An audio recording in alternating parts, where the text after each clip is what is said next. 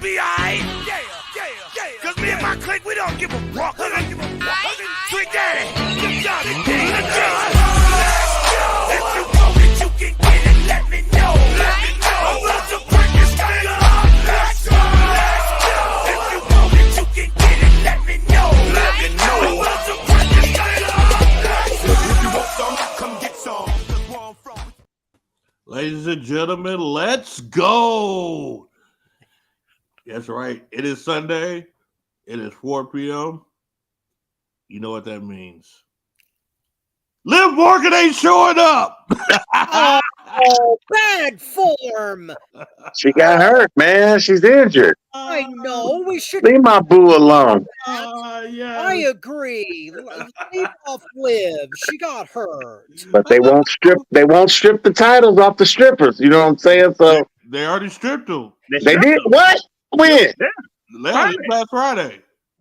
I must have went to go to the bathroom because when you watch WWE, you just leave the room sometimes because it's jacked up. You just leave the room. That's kind of messed up.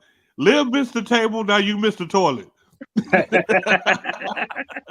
you for joining us on FTW Future Focus. My boo. She's still undefeated, though. Well, that's true. Nobody beat her for the title. Except against the table. That table's undefeated. Bobby, I don't care how tall you are, but when I see you, I'm going to chop you down. Don't talk about my boo. That table is undefeated. Oh, Tony, if I wasn't with you, I wouldn't agree with you, but I was there with you. Oh, dear God. They only attack me when they got facts. That's why I hate both of them. Let's look down the list. Facts. Facts. She missed the table. Facts. She ain't here because she missed another table. I come at them with superlatives and fiction. The only thing that made the table better is the fact that you were sitting in between us when it happened. I was bragging about her too, though. Remember, I was like, "Look, watch." Man, you was running up at the mouth. Talking mad trash. I mean, he was blowing her up. Yeah, Liv this. Yeah, Liv that. Oh shit. Oh my God. I would have left if Tony wasn't my ride. Wow, we're starting this party with a bang. Holy. Hey, it happens. I was there when it happened. That's all I can say. Let's introduce everybody. I didn't start clowning too early. First off, he's the president of Motown Wrestling Club Group on Facebook. If you don't have a home for wrestling talk, that is the place to go. 18 and over. We have fun. We talk trash. And this broadcast is right there in the Facebook as well. He is knowledgeable about a lot of subjects in wrestling. And he happens to be one of my good friends. I don't know if he wants that public or not. But he is Tony Motown Allen. Tony, what's up? What's up, guys? Feel like I got some massive balls today, so I'm ready to do this shit. Hey, you do ball, so I mean, what the hell? All right. Thank you for joining us on FTW Future Focus. That's two already. Next is a voice that is only made once in a generation. This man has been on IWTV, Fight TV. He was born here at FTW Network. He's one of my closest friends, longest friends, one of the guys that knows about wrestling left and right. He is an encyclopedia plus a computer plus the U.S. Natural History Museum when it comes to wrestling. I mean, you can't say enough about this guy. When you listen to him and you listen to him on the FTW Network, you will see what we call him the Platinum Voice. He is your not so humble correspondent, Robert Black. Rob, what's up? Lovely. It's been kind of a strange week, so I'm ready for my therapy. Yes, it's been a very strange week. I think you can tell by my voice because I'm not perky as I'm usually am. Next, he's silent. He's deadly. He has a mean face.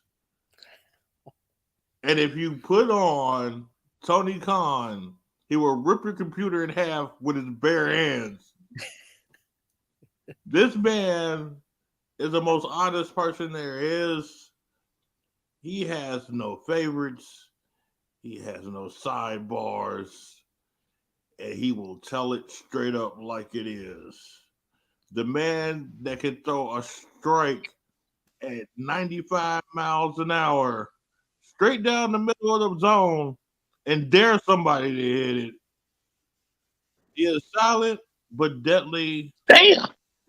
Marcus Buckley. Marcus was What's up, everybody? Hey. short, sweet, to the point. Ain't got a lot to say after this lousy week of wrestling. And our next guy, he's just Chris Woods. You know. Hold on. You would have thought the Pope came to the show, and then all Marcus said was, "What's up, everybody?" After that introduction, ain't this? Hold on. Let me do my own introduction. My pants holds the biz that'll make your girls cheat. Hold on. You have been muted. Thank you for joining us on FTW Future Focus. Let me clean this up a little bit. Oh my God. The biggest Liv Morgan fan in the world and a hell of a Could be the nice only. guy with wrestling knowledge to spare. He is Chris the Gadget Man Woods. And don't forget, he will not miss a seat at the table. Ain't that about a bitch? How you doing, Chris? I'm fantastic. And I meant that shit that I said before Robert interrupted me disrespectfully.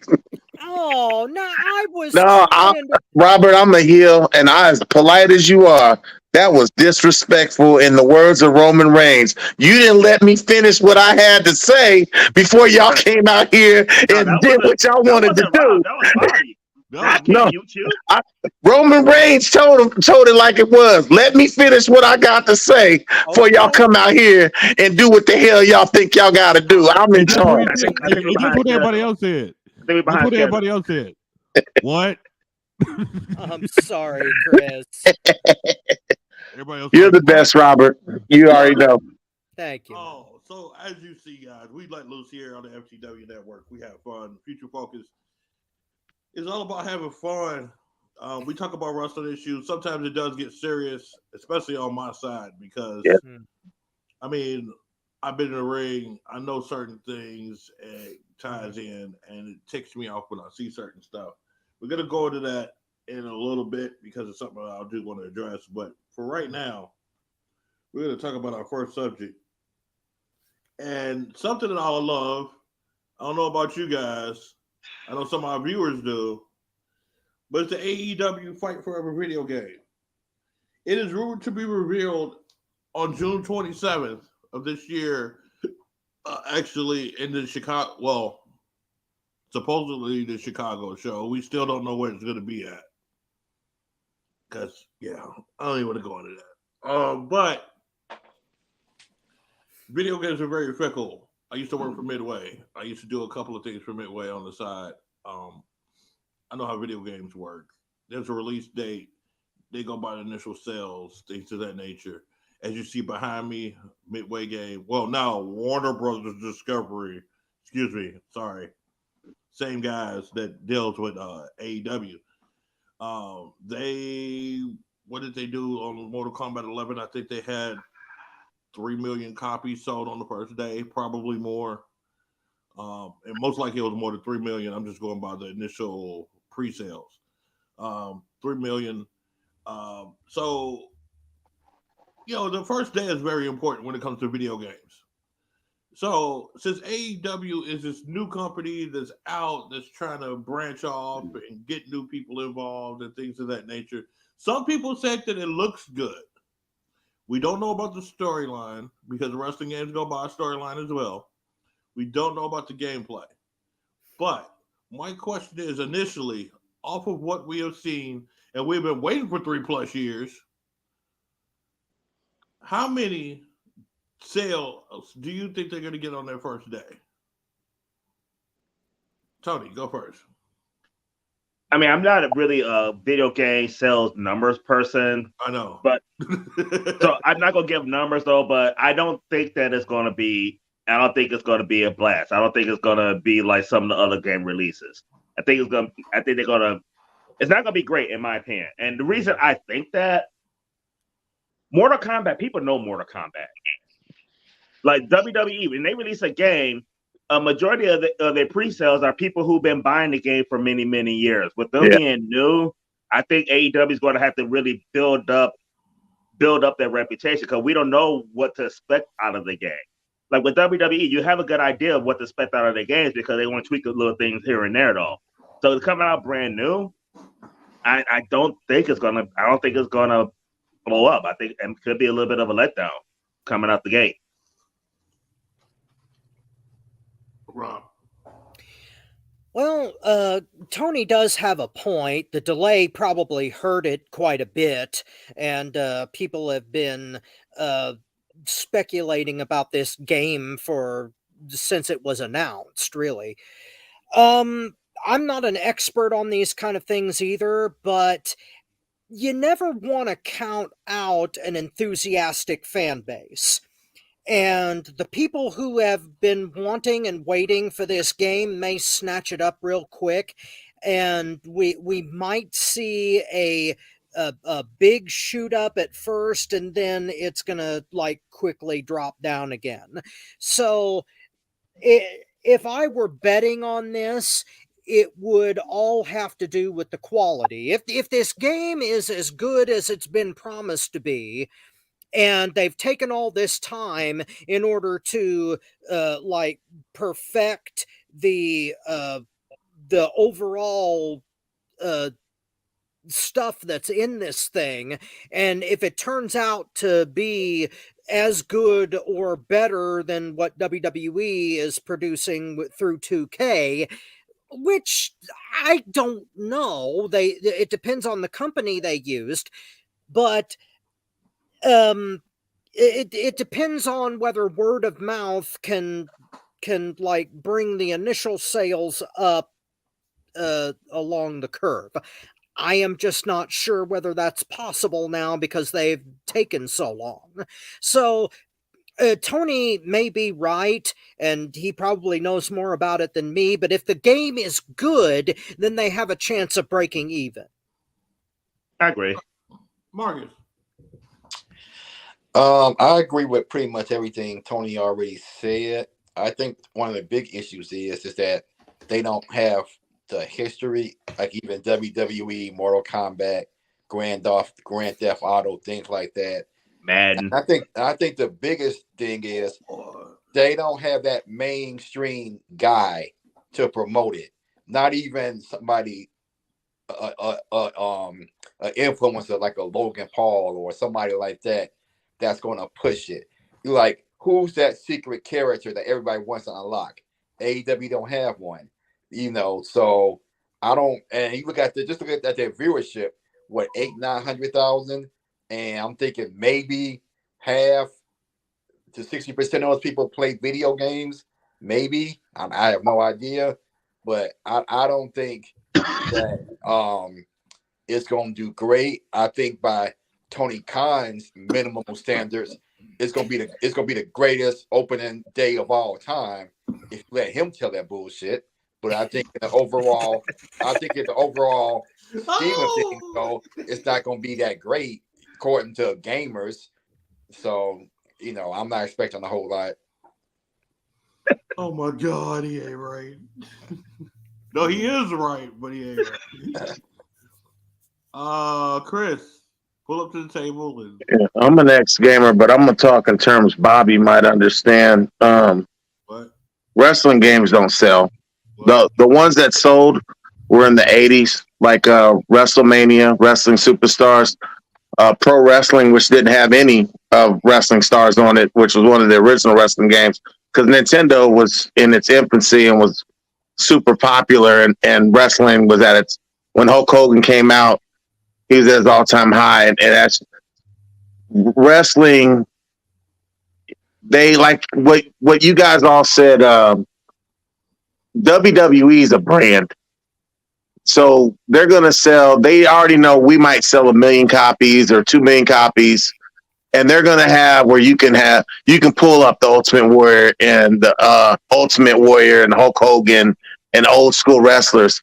AEW has at the most, we've seen their numbers. They start out at 900,000. At the end of the night, they're at like 770,000 viewers. How many of those viewers have a PlayStation or an Xbox? So I don't even know what systems it's all coming out on, to be honest with you. So you got to think of the percentage of those people that have a system, and then who actually buy the game when it first comes out, and who buys the game a year later. I'm a guy that buys the game a year later when the price goes down. I'm not buying it at $79. You know what I mean? Oh. So I think the numbers, I'll be honest with you, are going to be low, and I think they're expecting it. I don't think they're expecting some super big number.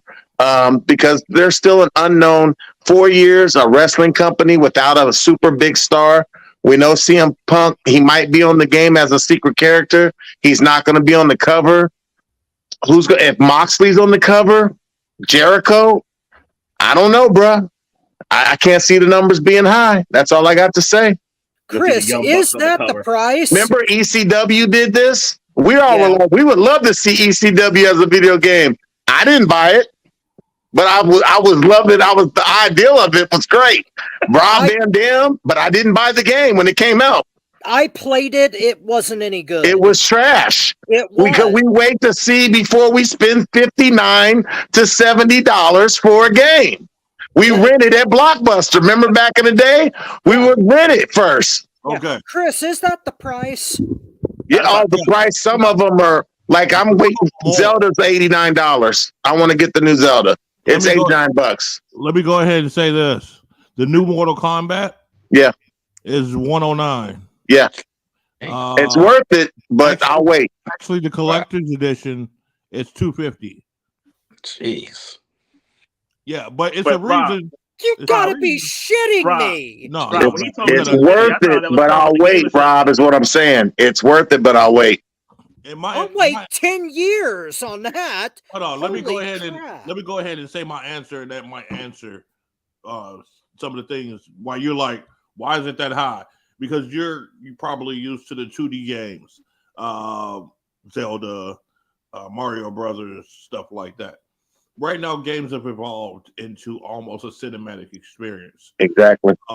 Basically, Mortal Kombat 1 that was just revealed this week is now, instead of that 2D come and fight, fatality, it is more like a cinematic movie. Actually, at the end of the program, I will replay the trailer so you can see for yourself. It is awesome. The Real Engine 5 and the Real Engine 4 have elevated games to a higher plane than it's ever been before. Those engines are expensive, so think about it. The consumer is going to pay for it in the end. All right. Now, when we started talking about, and Jay Taylor, you're right. $70 right now is cheap for a game with this Real Engine and everything that's coming out. Now, when we started talking about numbers for a wrestling video game, actually, Chris, the wrestling games have been doing an upswing. That's what I thought. WWE. That's the only wrestling game that's out there. That's my point. Impact had a game and it didn't do good. But that's Impact. Right. Impact didn't do good, period. Well, that's why my point is we're going to see what AEW, I'm aiming towards Impact closer than WWE. Let me go ahead and finish. When you start sitting here and you start looking at numbers, you have to go by ratios. Now, surprisingly, think about today's fan. Today's wrestler fan, 90% of the time, grew up with video games. The average person that has video games that is a wrestling fan is actually 77.3%.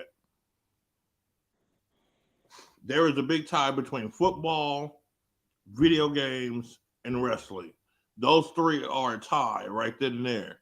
9 times out of 10, if you're a wrestling fan, especially if you play video games, you watch football and also have John Madden football in your library. Yep. All of those are relative. So you look at the sales, and AEW, like you said, I agree with you, the 900,000 to 700,000 people. There are many people that's like you, Chris. They don't want to buy it right off. If it's a good game for me, I will buy the initial. It's 2 games. Tony knows this. It's 2 games that I buy right off the rip. Todd? Call of Duty and Mortal Kombat. Okay. You know what I'm saying? Those are the only 2 I will do. You know, other ones I sit and wait, like Street Fighter 6. I'm like, I'm gonna wait and see. You know, that's why they're coming out with these demos to get you buy quicker. But usually a quarter of the audience will buy the video game when it first come out just because of the hype. AEW fans are more rabid though. And I'm not talking about the ones like us that look at everything. You know, I'm talking about those You're talking about the fans. I'm talking about the possessive ones. The ones where Kenny Omega takes a piss, they think it's raining outside and the flowers are gonna grow. I'm just saying. They will buy anything with Kenny Omega and the Young Clucks on it. California will be the highest state initially buying this AEW video game. Guaranteed. All right. And I'm not trying to joke, I'm just being serious. No, I know. And it's still funny when you're being serious. It's still hilarious. I believe every word. I'm just amazed that anyone in the world would buy a video game for $250. I will enter my inner Marcus on the AEW video game. Tony Khan will fuck up the booking. Well, they've already screwed that up. Because something Tony said earlier. You needed a major face on that game to sell that game to get to compete with WWE. CM Punk was that man. I would have had CM Punk versus Daniel Bryan at like face to face on the game. That would have been perfect. Was the initial person on there until all this stuff happened, and they snatched him off the video game completely right now. But one thing Chris reminded me of back in the day, I'm going to Blockbuster in my game before I brought it. I did. Yeah, but the last wrestling game I bought was WCW versus Nitro for the Nintendo 64. But that's why I said 25% of the people usually do that. But with this AEW fan base and them thirsty for that, I'm gonna say it's gonna increase to more like 30 or 40%. So if you take 40% of the say 700,000 to stay from beginning to end, you get about 280,000 fans that will buy that game initially. Right. But to make money off a video game, they have to sell almost like 2.5 million. I don't think they'll ever hit 1 million. But there's no way they could be expected to sell that many copies when they don't have that many fans. Right. I don't think they'll hit 1 million. Well, there's word of mouth on quality too. I mean, if the game is easy to control and it's got a whole lot of extra bells and whistles, word of mouth might sell it farther than star power. Not only that, this is one other thing we keep forgetting. The numbers that we have available and the numbers that I'm talking about is only United States numbers. Yeah, international numbers are going to get put in there. You're right. International numbers, and that was going to be my next point, could put this over the top. They do have more of an international flavor. I could see Japan really taking off with this game, and Europe really taking off with this game. So as far as American sales, we'll be at 240,000, but as far as international sales, I see that exceeding up to 600 to 700,000. So they'll reach that $1 million bracket. Can agree with that. And if they price it right, like they got to keep it like $10, $15 cheaper in WWE because you will have that fan. $59 would be the perfect price for the game starting out. $59.99. I mean, if I was gonna buy a wrestling game and like I would be thinking like, okay, is WWE really worth an extra $15, $20? But make sure you sell it digitally too. Sell it both ways. This is the only problem with that. Since it's a new game and they're in between the Engine 4 and the real Engine 4 and the real Engine 5, you don't have the sprites to continue to the next one and make it cheaper to make. They're making their sprites right now. And if anybody knows about video games, they know what I'm talking about. Yeah. they're making their sprites now. So since they don't have that continuation, it's going to cost them more. And I don't think they can drop that price. It's going to be around $70 to $80 for that game. Well, what they could do is already planning a part 2, the next one, sell a 20% off bundle. So if you buy this game, you're automatically getting the next game 20% off if you buy digitally. Well, gentlemen, I would do something like that. Gentlemen, I'm completely lost in this conversation. I got pissed off today at Walmart because I had to pay $10 for a pack of 4 light bulbs. So you're talking, I am both stingy and cheap. So Start buying them on Amazon, man. You'll get them cheap for half the price. Thank you. I needed that. I am stingy. Or come to Gadget Brothers. Oh, I don't have a store anymore. Damn. Hey, wait a minute. Rob, should I call you Thomas Edison? No, you can call me Nikola Tesla, if you please. The real inventor of the light bulb. I'm gonna leave that alone. God, dog. You gonna trip over $10 worth of light, man?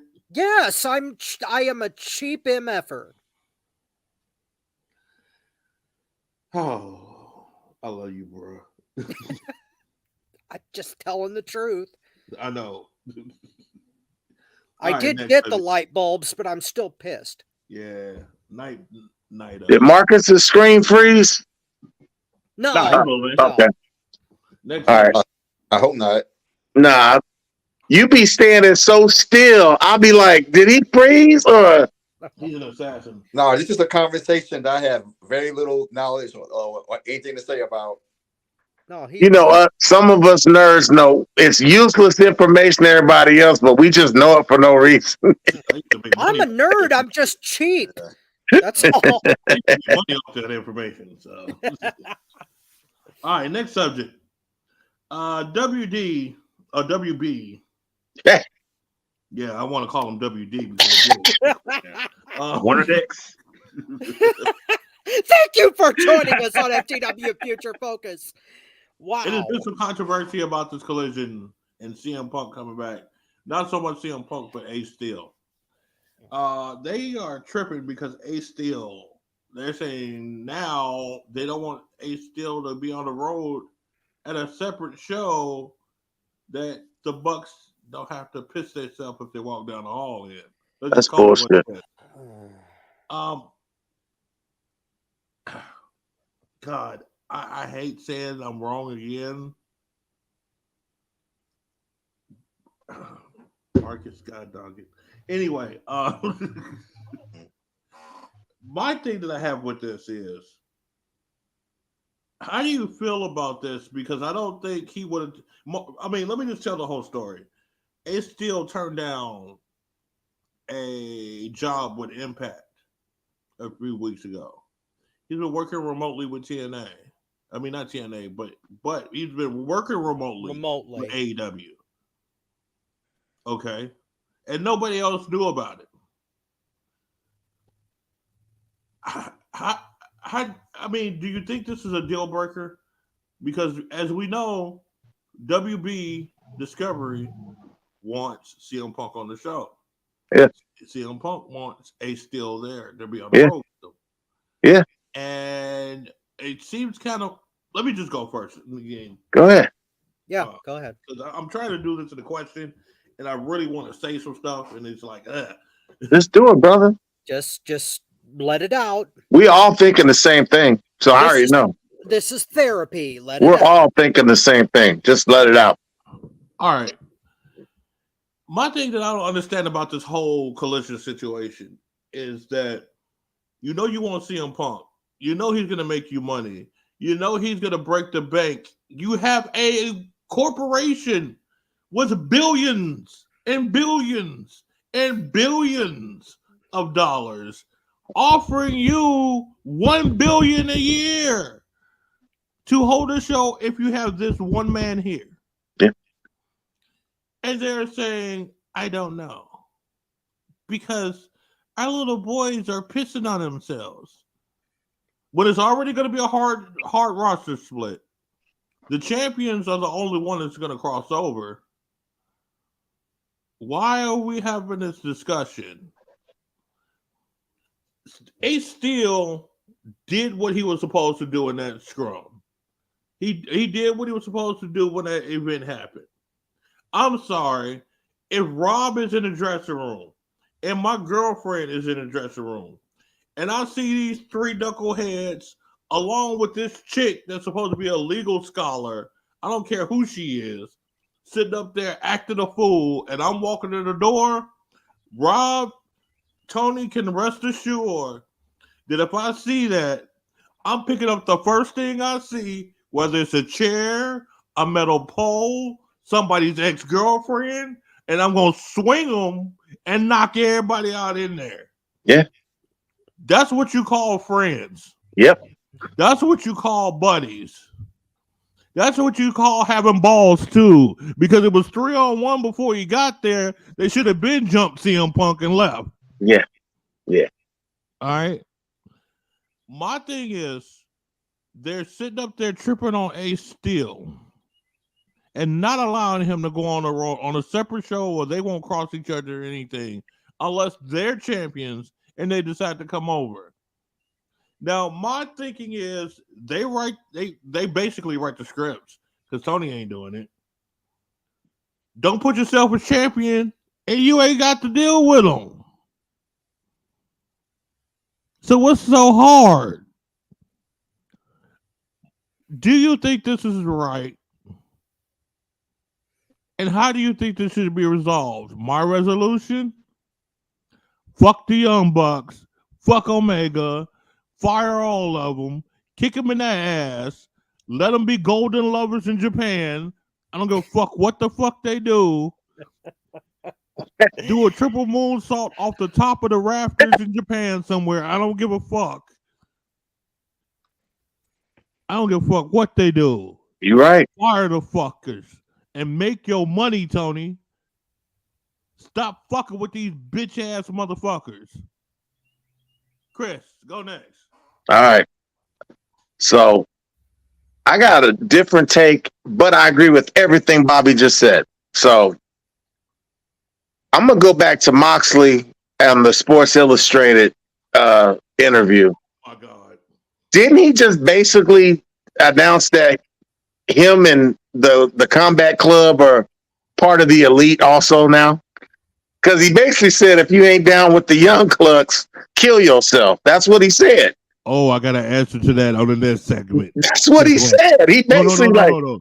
Chris, you go don't ahead. understand. I got an answer for that. Well, that's what I'm saying. And then our next going forward, I mean, I'm not preluding, but Daniel Bryan's supposed to be in control of, he's going to be working with Collision. So I was just doing doing a process of elimination. And then you said the champions can go on all the shows. I was thinking the elite can also probably go on both shows because they're the elite and they run the shows. They can do whatever they want. So when they're going on both shows, they basically told CM Punk, yeah. Tony Khan was like, yeah, you can have him. He can be on the show with you. Whenever you're on the show, you can have Ace Steel. And then the closer we got to the shows coming up, they probably came to him and was like, you know what? It ain't us. It's the higher ups. They don't want him on the show, because they're punks and they're bitches. And they didn't want to just say, we're scared of you. But CM Punk, why would he want to be on that show without the one dude that had his back? Without this guy's what? His trainer, his agent, his best friend, and obviously his bodyguard. The only guy he could probably trust when he comes out there, they don't want him around. And that's the only thing. He's not going to not have somebody there for himself. And guess what? He can still walk away and get his check. So this is the guy that makes the money and they still don't get it. So I don't understand. But I think it ain't just the Young Clucks no more. I think this might have to do with Bryan Danielson, Moxley. I think a bunch of people are like, yo, we don't want CM Punk here at all because he's going to take our limelight away. This is what I think. I don't know, bro.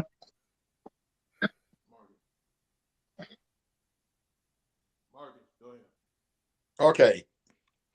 Now, I might be mistaken, Or maybe this has changed, but I remember reading that when Collision comes, this isn't a hard roster split. Right. That the talent could appear on either show back Mhm. and forth. But regardless of that or not, look, my thing is this. Okay, as men fight. Sometimes somebody wins, sometimes somebody get their ass kicked, but you move on from that. You don't carry a grudge like a little bitch. All right. It's like, okay, Matt, Nick, whoever, you got your ass whooped, you got knocked the fuck out. It's over. Be professional. All right. Oh, what's his name? Ace still ain't got to work with y'all. He ain't got to do nothing with y'all. But let that shit go. All right. And for once, we gonna say it again. Tony Khan, grow some balls. Be a owner. Take a page out of Vince McMahon's book. Be the boss. Tell these little motherfuckers who not your top merchandise seller is not drawing you ratings. Look, this is what it is. Okay. Either work with it or take your balls and go home. That's it. They weren't missed when they were gone for 3 months. They're not going to be missed anymore after that. They don't have any leverage. WWE is not going to sign them. They can do a little YouTube shit and make your top guy happy. That's about to bring you all of this money. Now I can see if Ace still wasn't a good at what he did. I don't know if he is or what he's not. But I'm not giving these two little motherfuckers that kind of power to say we're not going to hire the guy's boy who's about to make me a ton of money. This is business. All right, plain and simple business. He should have stripped them of that little EVP title 6 months ago when all this shit happened, but that's not neither here nor there. Tony Khan, you're a stupid. I hope you're listening. Tony, you're stupid as hell if you let these two dudes piss off your top guy. All right, you're stupid. Your show deserves to be canceled. And for God's sake, on a side note, turn over that book, please. So we're gonna go to the next person since his balls are massive and he likes you to be in the balls. Tony, go ahead. Honestly, whether Ace still there or not, I don't really give no fucks. I mean, the only reason why he's there because CM Punk want him there. I ain't gonna tune in because he's there. I'm not gonna not tune in because he's not there. The only person that get the blame on this is Tony Khan, because if he lets the Young Bucks dictate shit to the point that it's gonna cost him money, because ultimately, of all the players involved, the EVPs, CM Punk, Ace Steel, of everybody that's involved in this, if shit go bad, Tony Khan's fucked because it's gonna fall on him. He's the one who's gonna lose the most money in all this. If he's not gonna go any balls and make the right decision for his fucking money, for his fucking company that he's in charge on, he's a stupid motherfucker. Yeah. I don't. The Young Bucks are bitches. We all know that. We knew that in September. I mean, we're in May, still calling them bitches. I mean, It is what it is. I'm actually sick of calling them bitches because at the end of the day, the biggest bitch in all of this is Tony Khan. Because I'd be good and goddamn, I ain't letting these motherfuckers fuck up my shit, and that's what he's letting them do. Ultimately, Tony Khan's the biggest bitch if he gonna let them fuck up his money. Because Young Bucks still gonna get their money, whether Ace Still's there or not. What happened with Collision? EVPs are going to still get what their contracts and all that stuff. Tony Khan let them fuck up his money. He's the biggest bitch in the company. Well, since Chris has eloquently put our next subject into this one, I'm going to go ahead and... I didn't. No, I didn't think Rob went yet. I didn't get to go yet. Oh, go ahead. Go ahead, Rob. Okay. My bad. Gentlemen, Fuck the Young Bucks. No, shit. I concur with that. No, fuck the Young Bucks for this stupid high school level clusterfuck shit. Shit. Talk about high school. Mr. Belden would be a better person in charge of AEW than Tony Khan right now. Hey, I love Mr. Belden. Look. Damn. I understand what it's like to have people around you that don't have your best interest in mind. And I know what it's like to try to keep the peace between the people that want to go in completely different directions. But here's the thing. We have multi-million-dollar contracts on the line here. Warner Brothers Discovery just signed up for AEW to have several years worth of money and time coming its way. Excuse me. And for somebody to have an ego big enough to try to flush that shit down the drain just because they don't want to work with one or two people is absolutely ridiculous and grade school stupid. Yeah. I mean, if I were making that kind of money, I would work with Johnny Knoxville, Simon Cowell, and Logan Paul all at the same time. You'd make a lot of money. Yes. Yeah. I mean, as much as I dislike all those people and think You'd they make a lot. should have nothing to do with professional wrestling, I would still pocket like the $10-15 million that I would get because I'm not stupid. Yeah. Apparently, Nick and Matt Jackson have their brains wired in a different way to where the only thing that matters to them is ego, and they're willing to shut Punk out and anyone associated with him just to satisfy this idiotic mentality that they have that they're always in the right and that somehow Colt Cabana was such a good friend of theirs to them and Hangman Page that it's worth throwing away a company. This idiotic crap has got to stop. And it drives me insane, and we'll cover something else about this a little later, but it irritates the hell out of me, more, probably more than it does you guys, that this is still happening and that we're still talking about this this media scrum bullshit.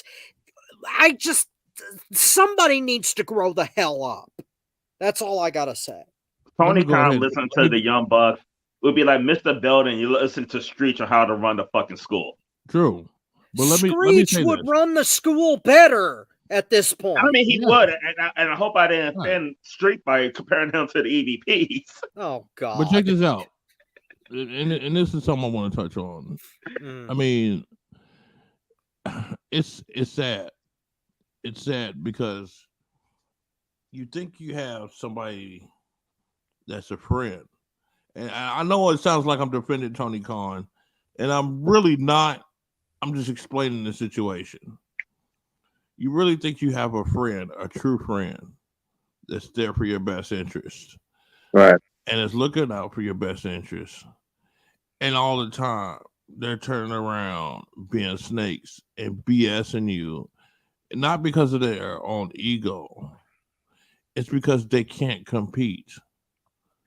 They don't have the skills to compete. This has been known for the longest time about the Young Bucks. And, I mean, look at the pattern. Everywhere they have been and been successful is when they've been in charge. Why is that? CM Punk wasn't in charge of WWE and he was successful. Ric Flair wasn't in charge of the NWA most of the time. Some of the time he was, but most of the time. But he was successful. Not in the Crockett days, but in WCW but, he was. But they're not creative and they're not storytellers either. Well, I was about to get to that. Oh, my bad. My thing is this. The only one you could say is Dusty Rhodes. But Dusty Rhodes has his own charisma for that time that was different and set himself apart. And in inclusion with that, he knew how to tell. And I'm saying it slow so you guys can understand out there that's in Young Buck land. He knew how to tell a, this is the most important part, story. The man could make a story out of peanut butter and jelly. The man could cut a promo and connect it with the fans like he was their best friend and a next door neighbor. And this is what the Young Bucks failed to do and refused to do. And guess why? It is the hardest thing to do in a professional wrestling ring. I don't care about the somersaults. I don't care. You could do 45,000 flips in one rotation.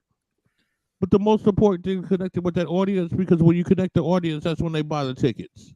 Right. This is why they named their book Killing the Business. Right.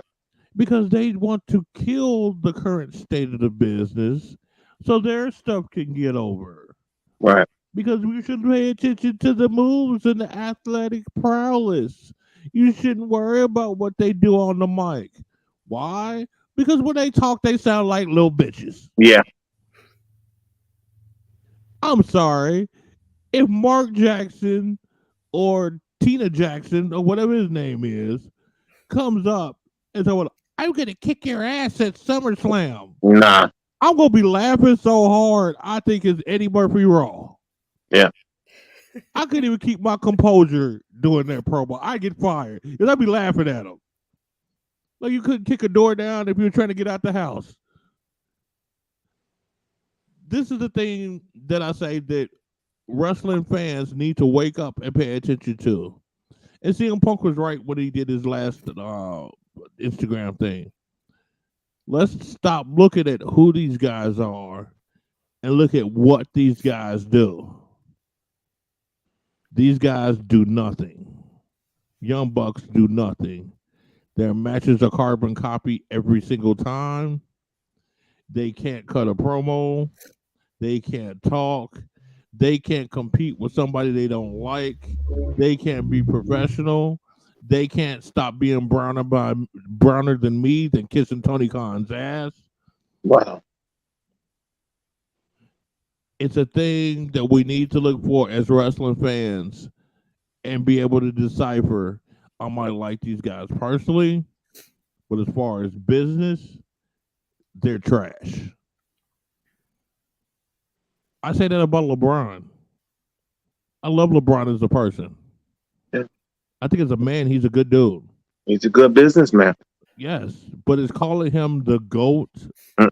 No, he's not even a sheep. He ain't even a lamb. You know, he's nowhere near Jordan and Kobe. And they try to put the Young Bucks in the same category as Legion of Doom. Can I do a comparison? The Rockers.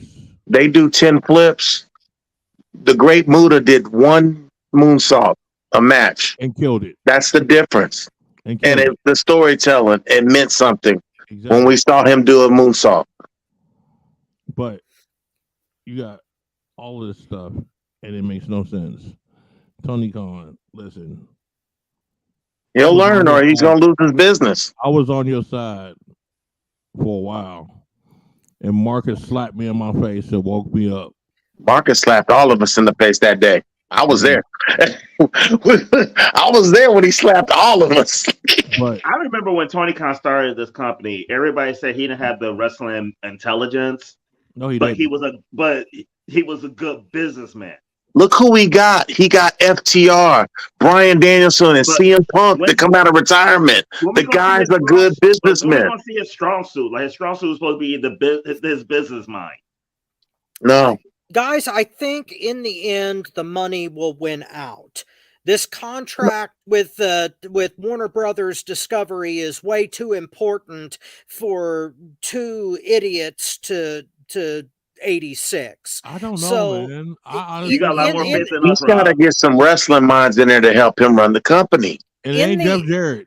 In the end, I don't think that the Jacksons are going to get their way on this. I really don't. I hope not. His name Michael Jackson. He needs a Triple H to come work for him, and he ain't getting Triple H. Oh, but he got somebody that's close, and that's Daniel Bryan. I hope. I love Daniel Bryan. You That know I love him. transitions into our goes to next Collision- subject. Well, yeah, we kind of running short on time, but real quick, I mean, he's supposed to be part of creative for Collision. I mean, I think it's going to be cool. This dude has already proved that he's a creative prowess. He should have been in charge of AEW way before, but I think somebody was blocking that from happening because it's kind of strange. A new show comes up, and then all of a sudden, when they're separating everybody, he's the first one that comes up. So I think it was some things there. And you said Moxley siding with Elite. the young clucks. Yeah. I'm sorry. Daniel Bryan ain't playing it. Daniel Bryan's smart. He didn't went over to the CM Punk side, it seemed like. I hope. So my thing is, if you see Daniel Bryan going over to Collision, is that the destruction of the Blackpool Combat Club? I hope. Real quick, Tony. Honestly, the Blackpool Combat Club should have disbanded when William Regal left. Good point. I mean, they lost the Blackpool in the Combat Club. Yeah. But could Danielson being in charge be good? It could be. I don't have high expectations for like the work he's been doing with the Blackpool Combat Club. I don't know how much input he have in it, but lately it just when he's out there, his segment, I'm just not interested no more. So I'm hoping it's different. I'm hoping that he's able to do some good over there. It can't be any worse than the creative right now, but I just don't have a lot of hope with the circle that he's in and what we've been seeing over the last like few months out of the Blackpool Combat Club and Daniel Bryanson out there. But hopefully it's something good. But I got low expectations. Tony. I mean, not Tony, Rob. Like they all look alike. Right? Okay. Twins, motherfucker, twins. Okay. Okay. We all know that Bryan Danielson has a great mind for wrestling, and I'm sure that if he is booking Collision, it will probably turn out to be at least a fresh perspective on what we're looking at. But as Tony pointed out, there's a lot of what ifs and other factors to go into it. Now, he has a low expectation for it. I'm going to take a wait and see on this because since all of it is up in the air and it's still going to be another 3-4 weeks before this actually happens, I'm going to wait and see what they do, because if Danielson is in charge of it, at least it'll be fresh. So we'll see. Right on, Marcus. I don't know because the question, and I say that because we're saying he's part of creative. So what does that mean? Is he the booker? Probably not. Is he part of a 3, 4, 5 man team? And if that's the case, how much input is he going to have as a talent and as part of that? So, I mean, I have no idea what to think, because being part of creative can mean a hell of a lot of different things. So I really don't know. Now, if he was booking, if he was in charge of it, I would have a lot more optimism, because I think he's the one guy that's like a Dusty, could work on top and still be unselfish enough to do what's best for business. But again, we know I have no reason to believe Tony Khan's giving up the book. So until I know exactly how big what his actual role is in creative, I just don't know what to think about that. Marcus needs a job title for him. Yeah. No, I just need to know what his role is. Yeah. Right. Right. That's all. What's exactly his role? Yeah. Exactly. Chris, real quick. I mean, Eddie Graham, Eddie Gilbert, is he going to be, like y'all said, Dusty? Is he going to be a Tommy Dreamer type of booker? Bubba Ray? or is he the only other person? The only person that successfully booked 2 shows is Vince McMahon when he created SmackDown. That's it. Nobody's booked 2 successful big TV shows. And I mean, Vince McMahon had a strong team underneath him with, Tom and all them other guys. And his boy that died, oh God, I can't think of his name. The greatest Intercontinental Champion of all time. Oh, But yeah, Pat Patterson. He had a strong team. I mean, he had guys. Like the Honky Tonk He Man? had guys beside him, though. You know what I mean? And he was grooming Triple H back then in the early 2000s. So Vince McMahon had a strong team underneath him when he was booking 2 shows. It's impossible. I think if we all could pick somebody that could do it, I think Daniel Bryan would be at the top of our list or on the list, a short list of wrestlers that could possibly do it. I think we could all agree on that. So let's give him a shot, see what he could do. I think CM Punk would be on that list. And I think with them 2 together, a collision, if CM Punk's your top star and MJF on that show with Daniel Bryan, this could be a great show. And in FTR, this could be a great show with those minds. And Daniel Bryan spearheading it. I think this could be a great show. So let's give him a shot. Well, all right. So now we're going to go to our segment, buy or sell. Mhm. Rapid questions, rapid answers on 3 key questions that I found that I want to go ahead and discuss. So let's get it started. First, Tessa Blanchard was rumored to be at an indie show. Now, with that saying, it seems like she's making a comeback to wrestling. Will we see her at AEW or WWE? Which one is a buy or a sell, or both of them buy or both of them sell? Tony, go first. WWE sell. They ain't touching her. AEW better buy. That bitch is she natural heat. Natural heat. People's gonna tune in to AEW just to boo her ass. And she's a piece of shit. Don't get me wrong. But she does have an ass to boo. Thank you for joining us on FTW Future Focus. Oh my God. And we know she likes to shit on the phone. Oh yeah, that's true. Thank you for joining us on FTW Future Focus. That's it. Hey Rob, I'm apologizing right now though. I guess we're focusing on that ass, right? Thank you for joining us on FTW. My nickname for it too, right now, but I'm gonna be honest with you, this women's division of AEW is so bad. Tessa Blanchard taking a shit would draw more ratings than some of the shit that we see right now in AEW. I agree. Oh, Dang, that's crappy. Thank you for joining us on FTW Future. So I got to sell for WWE and I got to buy for AEW. Oh, Rob. I would say sell for both.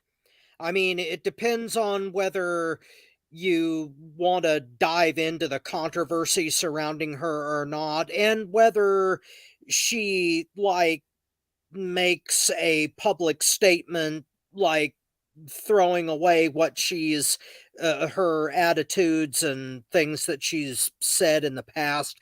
I mean, she could probably do a Matt Cardona and make a decent living on the indie circuit outside of the major promotions. But right now she's still too hot for either major company to touch. And I really don't see where she would fit in. Probably better in AEW than WWE, but she's still too controversial. And even if she did draw heat, it would be like X-Pac go the hell away heat and not the good type. So sell for both. Not Dominic Heat. No, definitely not. Marcus. I'm selling on both, especially with WWE being brought by Endeavor and now AEW behind Warner. They're not going to touch her. I mean, and I think if Tessa was going to go to AEW, it would have happened right. It would have happened long before now, especially when her old man was working with the company. If he couldn't get her in there, I don't see it happening. So I sell them both. Chris. Yeah, I think your volume's going lower and lower, Bobby. I can hear you lesser and lesser. Because I keep All going right. away. I disagree with all of y'all. I buy on both companies. I don't. This is a second chance nation. She hasn't even got a second chance yet, and she was on Impact, which is one of the most lamest companies in wrestling. Like, I was so mad that they didn't give the Briscoes a second chance for what had happened with them 12 years ago. They gave Hulk Hogan 4 or 5 chances. You know what I'm saying? I get it. She's made mistakes and said things, but like when I compare it to what other people have done, I'm going, if I scale it, I go, she ain't done nothing worse than what this person's done or this person. She ain't kill nobody. She ain't break no laws. She ain't go to jail. This woman she's a very good performer. She's a I damn haven't good heard performer. nothing She's since a damn those good performer. transgressions. And I think it's been 3 or 4 years. She's been quiet. So I think everybody deserves a second chance. I think she does, and she's very, very talented. I still want to see her versus Charlotte Flair. I would love to see her versus Rhea Ripley or Bianca. If she goes to AEW, she is the top talent there. There would be nothing for her to do after she beats Jade Cargill. There would be no other match for her to do. She would just be sitting like Jade Cargill, like, what else do you want me to do? Ta-da. Why you saying that? You know there's I'm being honest though. Do y'all all agree? She'll start wrestling the dudes and beating all the dudes because she might be the best wrestler on the roster other than Daniel Bryan. No, you know darn well there's a woman that could go ahead and beat her. Who? Take Auntie. Y'all know I'm right, man, but everybody deserves a second chance. I do believe that. I'm not going to just castrate somebody and be like, you never deserve to come back after you make a mistake, because they've given so many people second chances for making worse mistakes than her. So here's the thing, though. Come on, brother. Hulk Hogan, your guy you hate the most. Hulk Hogan. Is she worse than Hulk Hogan? Let me get my point in. WWE don't give women second chances. Not women. Well, they should. Come on, man. This is a me movement, brother. They should. My pick was on what they do. Mandy Rose will come back to WWE someday. Believe that. Now, Bobby, go ahead. Damn it.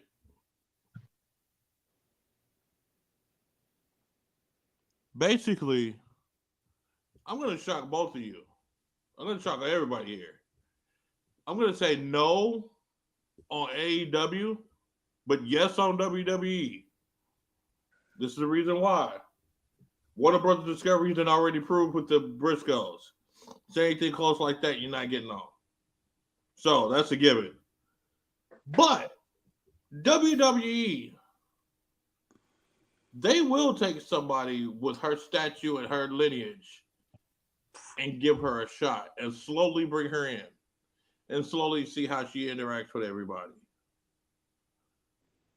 And then once she does that and she works out, she'll continue. If there's a problem, they'll cut her off. WWE will do it within a year. I'm going to say a year, 2 years if she keeps going to independence. It's going to be at the most 2 years. But she will be a WWE. We will see that match against Charlotte Flair. Okay, quick follow-up question. Chris, I think you do have a point about giving people second chances. We've seen a whole lot of them in the wrestling world. What exactly does Tessa Blanchard need to do to earn that second chance? Is my question. That ass. You can come out when you get hired by a company and say, I know I've made mistakes. I've done this, and this. These are the things I'm doing. I want to represent, the Latino, or whatever she wants to do. That's her journey and her story. But she really doesn't have to say anything. To be honest with you, it's up to us to give somebody a second chance. I can't even remember half the things she did. Be honest with you. I know about the shitting incident. I know some of the nasty things. I know she said some racist stuff, but I'm gonna tell you right now, some of my favorite wrestlers that we call the GOATs all said some racist shit. That was back in 1967, though.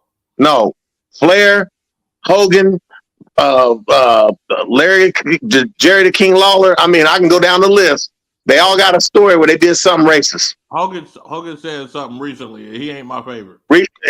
He was never my favorite, but yeah, I'm just saying it doesn't even bother me. Like I expect it. Like I go, okay, you know what? So what? Because I get it. No, I'm saying I can forgive you if you said it in. I don't know the context of what you said it in. There's no reason to say something like that. I know, I agree with that, but I'm not going to hold it over somebody's head the rest of their life. Why not? Because it's not my job. It's God. I'm not God. I don't judge people. I can look. If she asks for forgiveness, I can forgive. If she don't, then kick rocks, bitch. But if you ask for forgiveness, I can forgive. Okay, I'm kind of confused on something that you just said. What? You just said if she asks for forgiveness, I can forgive her. But if she don't, I'd say kick rocks, bitch. I mean, I'm saying that's my point. You deserve a second chance. If there's somebody, because there's evil people and there's people that make mistakes. I don't know the context of what she did it in. So I don't know if she's sorry for her mistake. That's what I'm saying. If she is, I think she deserves a second chance. I don't think Hulk Hogan was sorry for his mistake. Zero context that you could justify saying to somebody. You can call him an asshole. There's plenty of names you can call somebody in that word. Just like the H word. Hey, call him that do I believe? We don't know who's all said it though.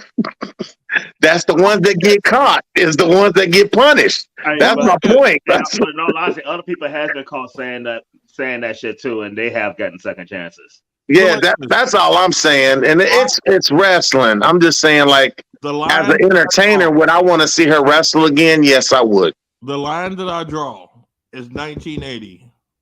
If you had said it after 1980, we got a problem. If you said it before 1980, I understand the atmosphere at that time. Okay. If you change, I could excuse it. After 1980, there ain't no excuse. They treated what the Briscoes said like they said the N word, and they didn't. And I forgave the Briscoes, and I wasn't even, that I shouldn't be offended by what they said because it didn't offend what you know what I'm saying? But they treated it like that. That's my point. Like each group gets offended by something. Yeah, we have the opportunity to forgive somebody. The Briscoes got blackballed because of what they said. These guys, they deserve to be in the chance at the WWE. They deserve to get those chances, and they got blackballed. Well, bottom line, if she apologized and earned respect again, then I'd be willing to forgive her, but she's got to make that effort. Have we heard anything since she disappeared? Have we heard any other noise?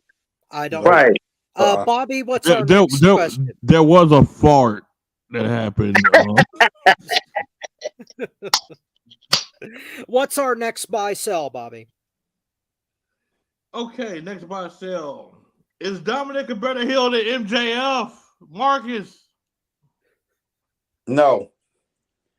Simply because, yes, Dominic is getting nuclear heat. There's no denying that. But damn it, he got it the easiest, cheapest way possible by turning on his old man. I'm sorry. Wow. That is why he's getting his heat. And he's milking it. He's growing on me. But MJF, I mean, when you look at the stuff that he says, his promo, all the little heel things that he does, he is way better of a heel than Dominic. I mean, it's just that simple to me. Right on. Chris. Hell yeah, Dominic's a better heel than. He's on TV more than MJF, number one. Dominic's on TV, and I ain't seen he's on TV more than his daddy. So that's number two. Dominic is heel heat no matter when he's with the number one female wrestler in the world, Rhea Ripley. She's getting cheered while he's getting booed at the same time, and they standing side by side. I ain't never seen nothing like it. It's the most entertaining shit I've ever seen. They love her, and they be like, yay, boo, get your and Dominic don't have to say nothing. MJF has to say something. He has to be a dick. He has to be an asshole. Dominic just puts the mic up and they start cussing his ass out. This guy reminds me of Andy Kaufman. This is how nuclear he is. He reminds me of Andy Kaufman. This is how good he is. And this kid can take this to the world title without wrestling good, without talking on the mic. He could take this to a championship, and I'll believe it because he's that entertaining. I love this kid. His heat is way. Tickets to see him get his ass whooped. Oh my God. And he is getting better. He's still green. I mean, his chemistry with his dad's good, but you can see him in matches with other people, but because he's long and lanky. He reminds me of Dustin Rhodes when he first came out, the natural. But I like his style. I believe in this kid. I'll be following him his whole career. Next, Rob. Sell. I'm sorry, but there's a difference here between quality and quantity. You're right.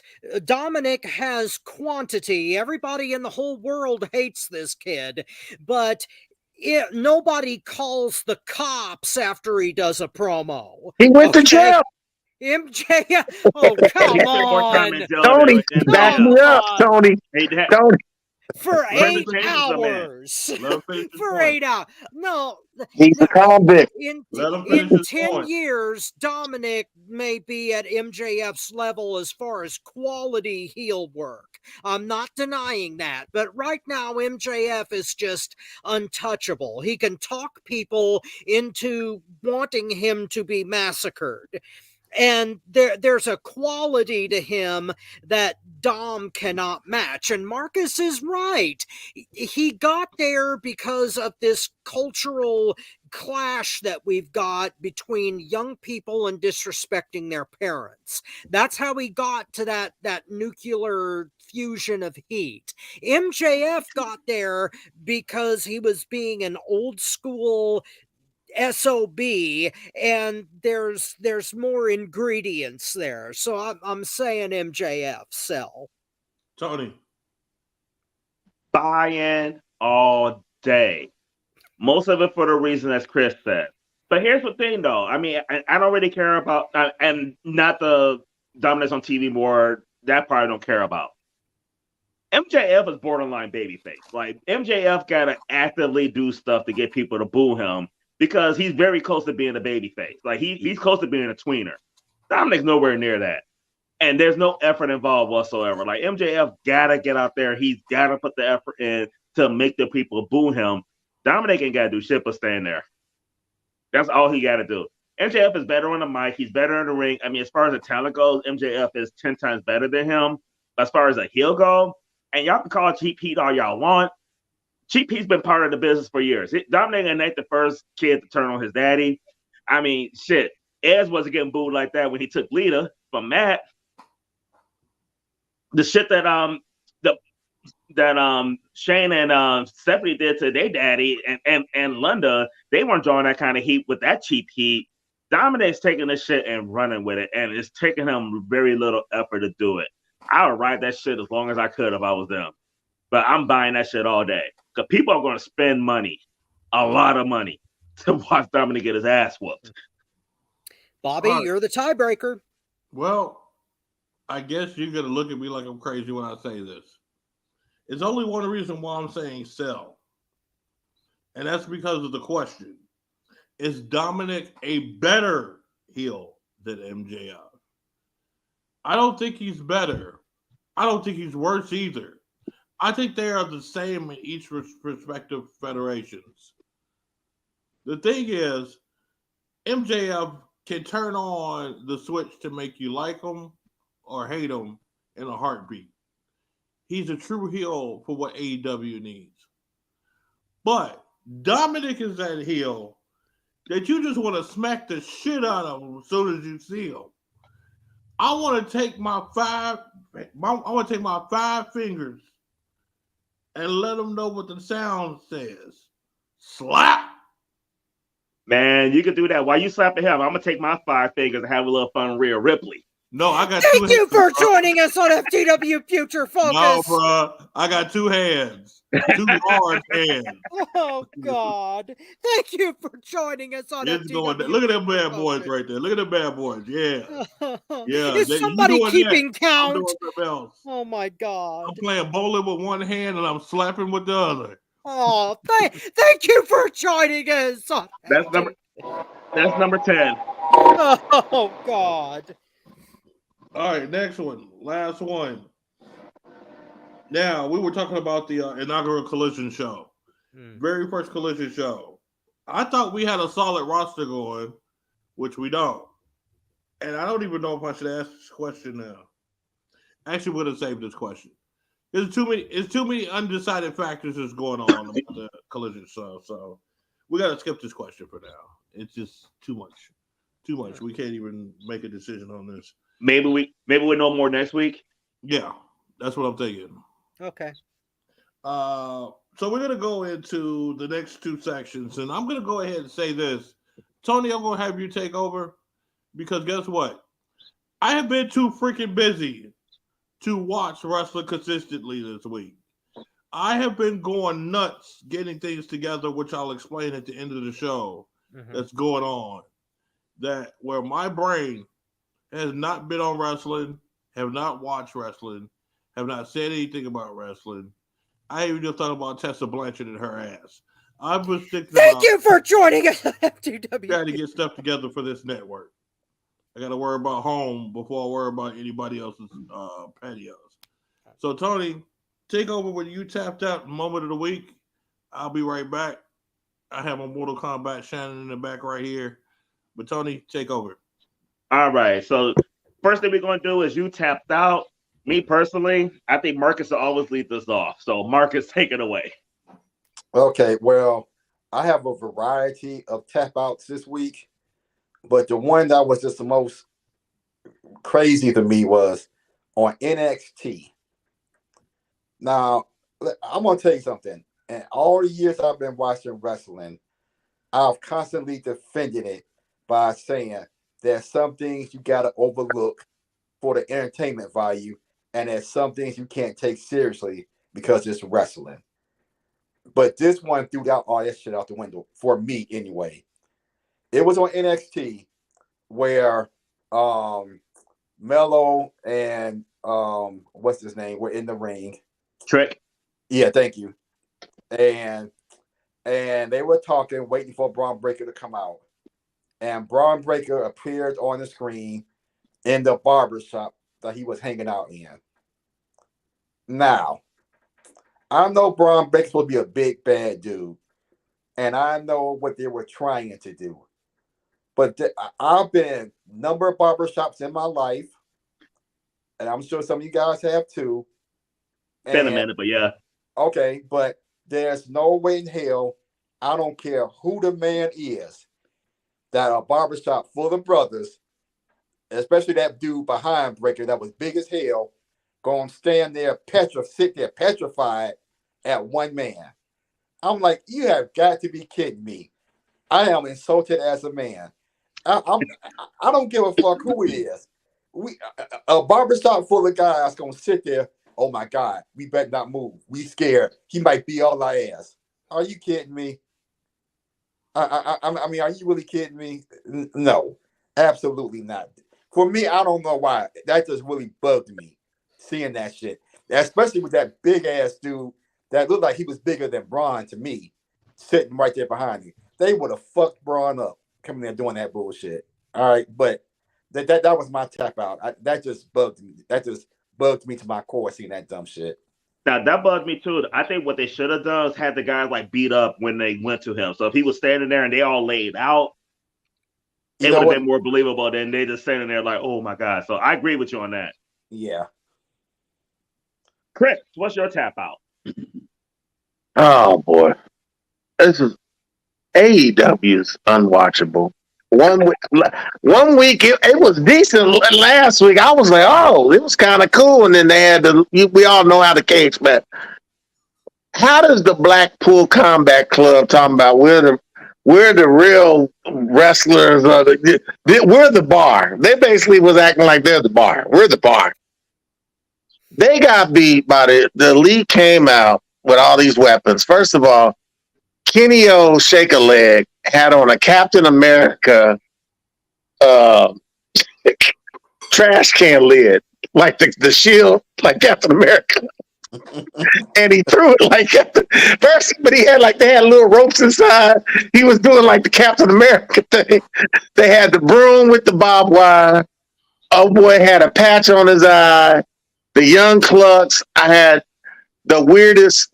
They instead of just like a 2x4, it was like a piece of wood, but it was painted black. I mean, they weren't even hitting people. They were the worst kicks, punches I've ever seen.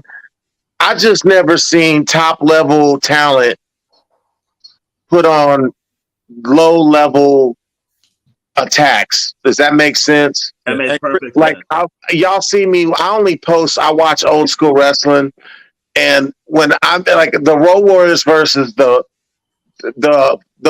Four Horsemen beat the shit out of the Road Warriors. I was watching. It was just a regular episode of WCW, and Ole Anderson and Arn Anderson beat the shit out of the Road Warriors, and it looked real. And then I'm watching this. They got weapons with barbed wire and a trash can Captain America shield, and I was like, "Who?" And the crowd was so. They were going nuts, and I was sitting there going, "Are you kidding me?" They weren't even hitting each other. You didn't even hear the noise of the clank from the trash can hitting his head. And then he threw it like Captain America, like he was a superhero. I can't watch it no more. AEW's unwatchable. I'm just saying. And that's their top tier. That's their main event. It's if that's the main event, imagine what I had to watch to get to that. Not only that, they gave Hangman Page a mop. I'm like, are you kidding? A mop. And he had a eye patch on with the cowboy boots and a rayon shirt. And yeah. All right, Rob. What's your tap out? Well, I hate to be the one to have to bring this up, but it was just the downer of the week. My tap out moment was the announcement of the death of superstar Billy Graham. Yeah. It's always sad when we lose a legend, especially an innovator like he was. Inspiration to everybody that was around. There would be no Hulk Hogan if we'd have had Billy Graham for him to steal shit from. Oh, right. There would be no Hulk Hogan. There'd be no Jesse Ventura.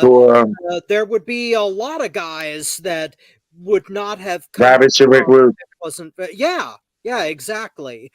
Just one of the first charismatic heel champions that was more muscle man than monster, and was more mouth than manager, was Superstar Graham. So, losing him was definitely a tap out moment of the week. I had another one, but this one was more important. All right. My turn. We're going to go back to AEW Dynamite. And the reason why my tap out moment came from Dynamite is because I haven't watched Rampage in weeks. Because the Flag Show putting out garbage like this. I had a couple of different ones. Don Callis was on my list for his promo, but I don't remember shit from it. It was so uninterested. So I'm actually going to go with Jack Perry versus Roosh. We talk about believability. Does anybody believe Jack Perry could actually hang with Roosh, much less beat him? It just pissed me off. And I was pissed and in the sad part, I was pissed from the moment I saw that we was going to have this match, because I knew with Jack Perry having the title match, I knew how it was going to end. It's just embarrassing that Roosh had the job to Jungle Boy Jack Perry. So, of all the things I saw in AEW, that's the one I'm actually picking for my tap out moment of the week. And Rob, Harley Race versus Superstar Billy Graham. Right. I have never seen that match in its entirety. If I can find it somewhere, then I'd like to see that. But Yeah, that was from like the first Super Bowl of wrestling in Mhm. Florida Yeah. in 77. I thought it was 78, but you might be right. Yeah, 77, At 78. that point, I mean, No, but that's one of the best matches of his career. Mm. Yeah. all right. So now we're gonna move on to moment of the week. I'm gonna kick off the moment of the week. We're just gonna go around the other way. So my moment of the week was on NXT. Okay. If it wasn't for this moment on NXT this week probably would have been the worst show of the week. Yeah. The tag team match between the Creed brothers and Dyad. That was tag team wrestling at its finest. I absolutely love that match. I love the different spots in that match. My moment of the match was the suplex where the Creed brother had him up. Then the other one tagged in and came in and grabbed the guy in the suplex in that same position. They did that about 3 or 4 different times before they finally suplexed Phil. It was something new, creative. They brought out all the stops on this. I hope the Creed brothers get called up soon. I want to see this tag team in the main roster. I'm just afraid they're gonna fuck it up because so many great tag teams that came out of NXT and died on the main roster. But the Creed brothers remind me of like a new school Steiner brothers type tag team. No, that match though. I got a quick question on something. Yeah. Who won that match? Because I didn't see it. Creed brothers. Good. They won and it was a phenomenal match. Best match of the week, in my opinion. So that's my moment of the week. Rob, you're next. Tony, you're going to eviscerate me for this, and everybody on the panel is going to give me a whole bunch of crap over this. My moment of the week was your tap out moment of the week. What? Yeah. Jack Perry versus Roosh on Dynamite was my moment of the week. Okay. Because unlike everybody here, I actually believe Jack Perry. And after that match, with the story they were trying to tell with the 4 pillars, not only did I felt they told the story effectively, number one, and the fact that Jack Perry got the AKA Jungle Boy got the living crap beat out of him to the point where he was bleeding, and he actually, they did the David and Goliath thing with Roosh versus Jack, and he actually pulled through and won. I can appreciate, number one, that they're trying to make him, and number two, that they actually tried to tell a story with it. Me and Tony, you and me were watching 2 different matches there. That was my moment of the week. So I was disgusted when I saw that match was happening. Well, Jack Perry. I mean, you're a bigger Jack Perry fan than me. I just don't think he's just not believable to me. Well, it's not that I'm in love with the kid or anything like that. It's just I think that there's a whole lot more potential there than what everybody's given him credit for, and the fact that he hung with Roosh. I mean, maybe that was 70-30, the big man. I don't know, but they had a great big man, little man match, and the fact that Perry was able to pull that off and hang with him impressed me. I'm going to channel my inner mastermind on here. There is no way in God's green earth Jack Perry should ever hang with Roosh. They're not letting none of the pillars lose until that match. So you know that. I know. That's why, and I think that's why I was pissed off at the entrance. Like soon as like they were, I was just pissed before the match even started because I knew I love the Pillars storyline. It's 4 originals going at it. At least they have a storyline for once going on. You know what I mean?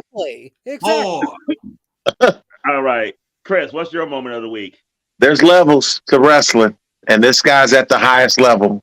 His name is Roman Reigns. Yeah, and he's been on another level. He's been pimping people. He pimp slapped Jimmy one episode, and then said, "What you gonna do about it?" And I gave him a look like, "Do something." I think they're getting ready to do a Bruno Sammartino type of run. There's nobody on the roster left to beat him. He beat Lesnar's the only guy with a name and stature to fight this guy. There's nobody left. Nope. There's There's nobody in existence. He's so good. The last guy to win the Money in the Bank briefcase traded it in for the U.S. title. That's how good this motherfucker is. He didn't even go for his belt. He was like, let me go ahead for the U.S. title. Next time a guy wins the belt, the Money in the Bank, it's going to be for the women's title. Okay? They're not going after him. He's not losing the belt. And if he wins the tag team belts, they're going to create another tag team belt. There's nothing left that he can't do. But now his promos, the Paul Heyman effect on this guy is the greatest effect I've ever seen on a professional wrestler. And it's even better than Brock Lesnar. His promo skills right now, when somebody comes in and saves your ass, you say, yeah, you dap them up. He said, I wasn't done talking and cussed his cousins out. I fell out the chair. I just was like, this guy's the GOAT. And when he's done with his career, we might be talking about this is the GOAT. This is the career path he's on right now. The shit he's doing right now is some of the best work I've ever seen. He's my moment of the week, and he might be my moment of the week for the next foreseeable future because he's wilding right now.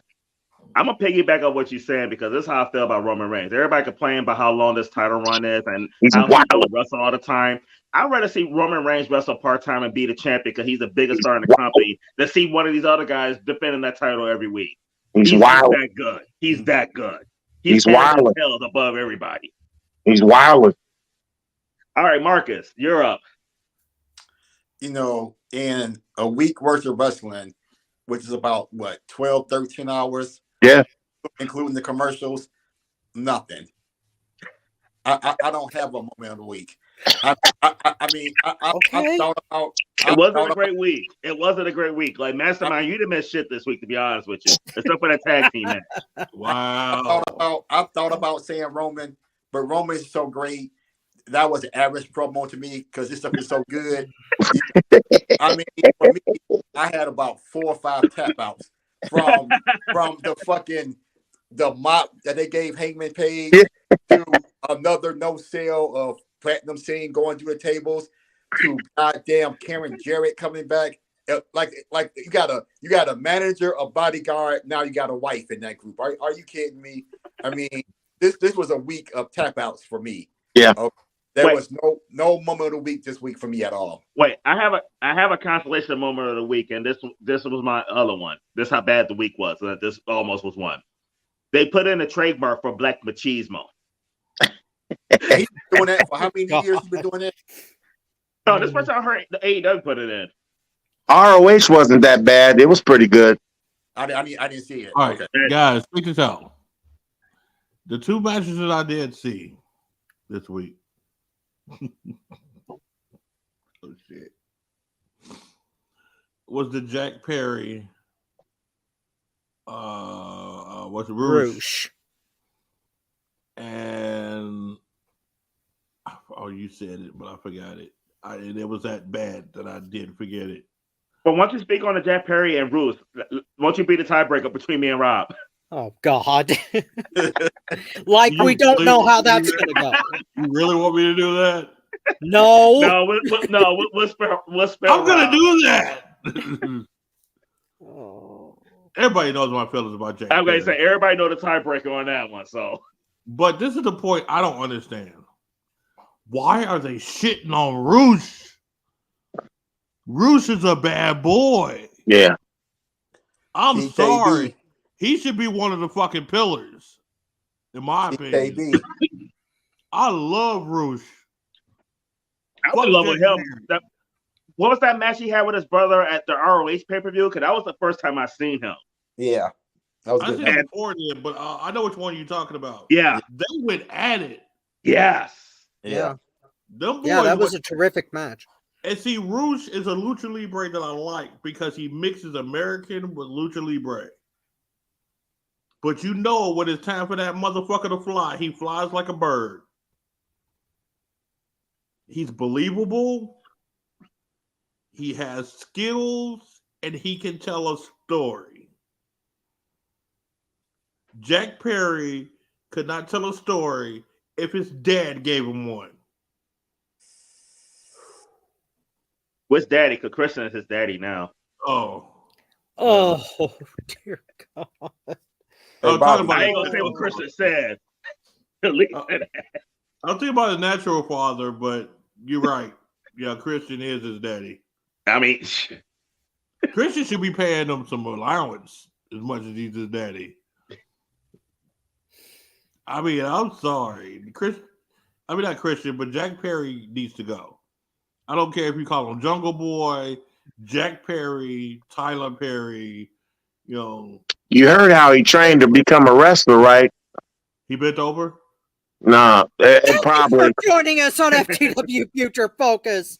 some saying- backyard wrestling guy in his neighborhood was teaching wrestling in his backyard, and he signed up. The Young Clucks. I bet you. Real talk. Yep. Yeah, that long, curly golden locks got bent over the ropes. And Oh, thank you for joining us it's told, on FTW. Jack Perry don't lay down in the ring for nobody because too busy bending over in Tony Khan's office. boy, Thank you for His girl- joining us on His FTW. girl is fine though. he was taking Yeah. true back bumps. His girl is Thank fine you though. for joining us on FTW Future Focus. How about the 15? Oh. The Dirt Road Edition Part 2. Oh, here Tony we go. Khan bent down Jungle Boy Jack Perry's dirt road. Boy. Thank you for joining us on FTW Future. Tony Khan was joining the Hershey Highway. Oh, thank you for joining us on FTW. Guys, we were It's up to fine. 177. Thank you for joining us in the history of this show before we started. The number is 300. When we hit 300, I'm going to reset the clock and we're going to have one episode where it's banned. Wait a minute. That's the criteria. Wait. Didn't Tony Khan tell Jungle Boy the same thing as he was pulling his hair? Thank you for joining us on FTW Future Focus. Oh my God, we're going to get to 300 by the end of this show. Oh, At least 200. I think we might already be there. We're only at 18. We haven't hit 200 yet, but Oh, we still dear got God. another segment to go. Tony Khan tried to get 200.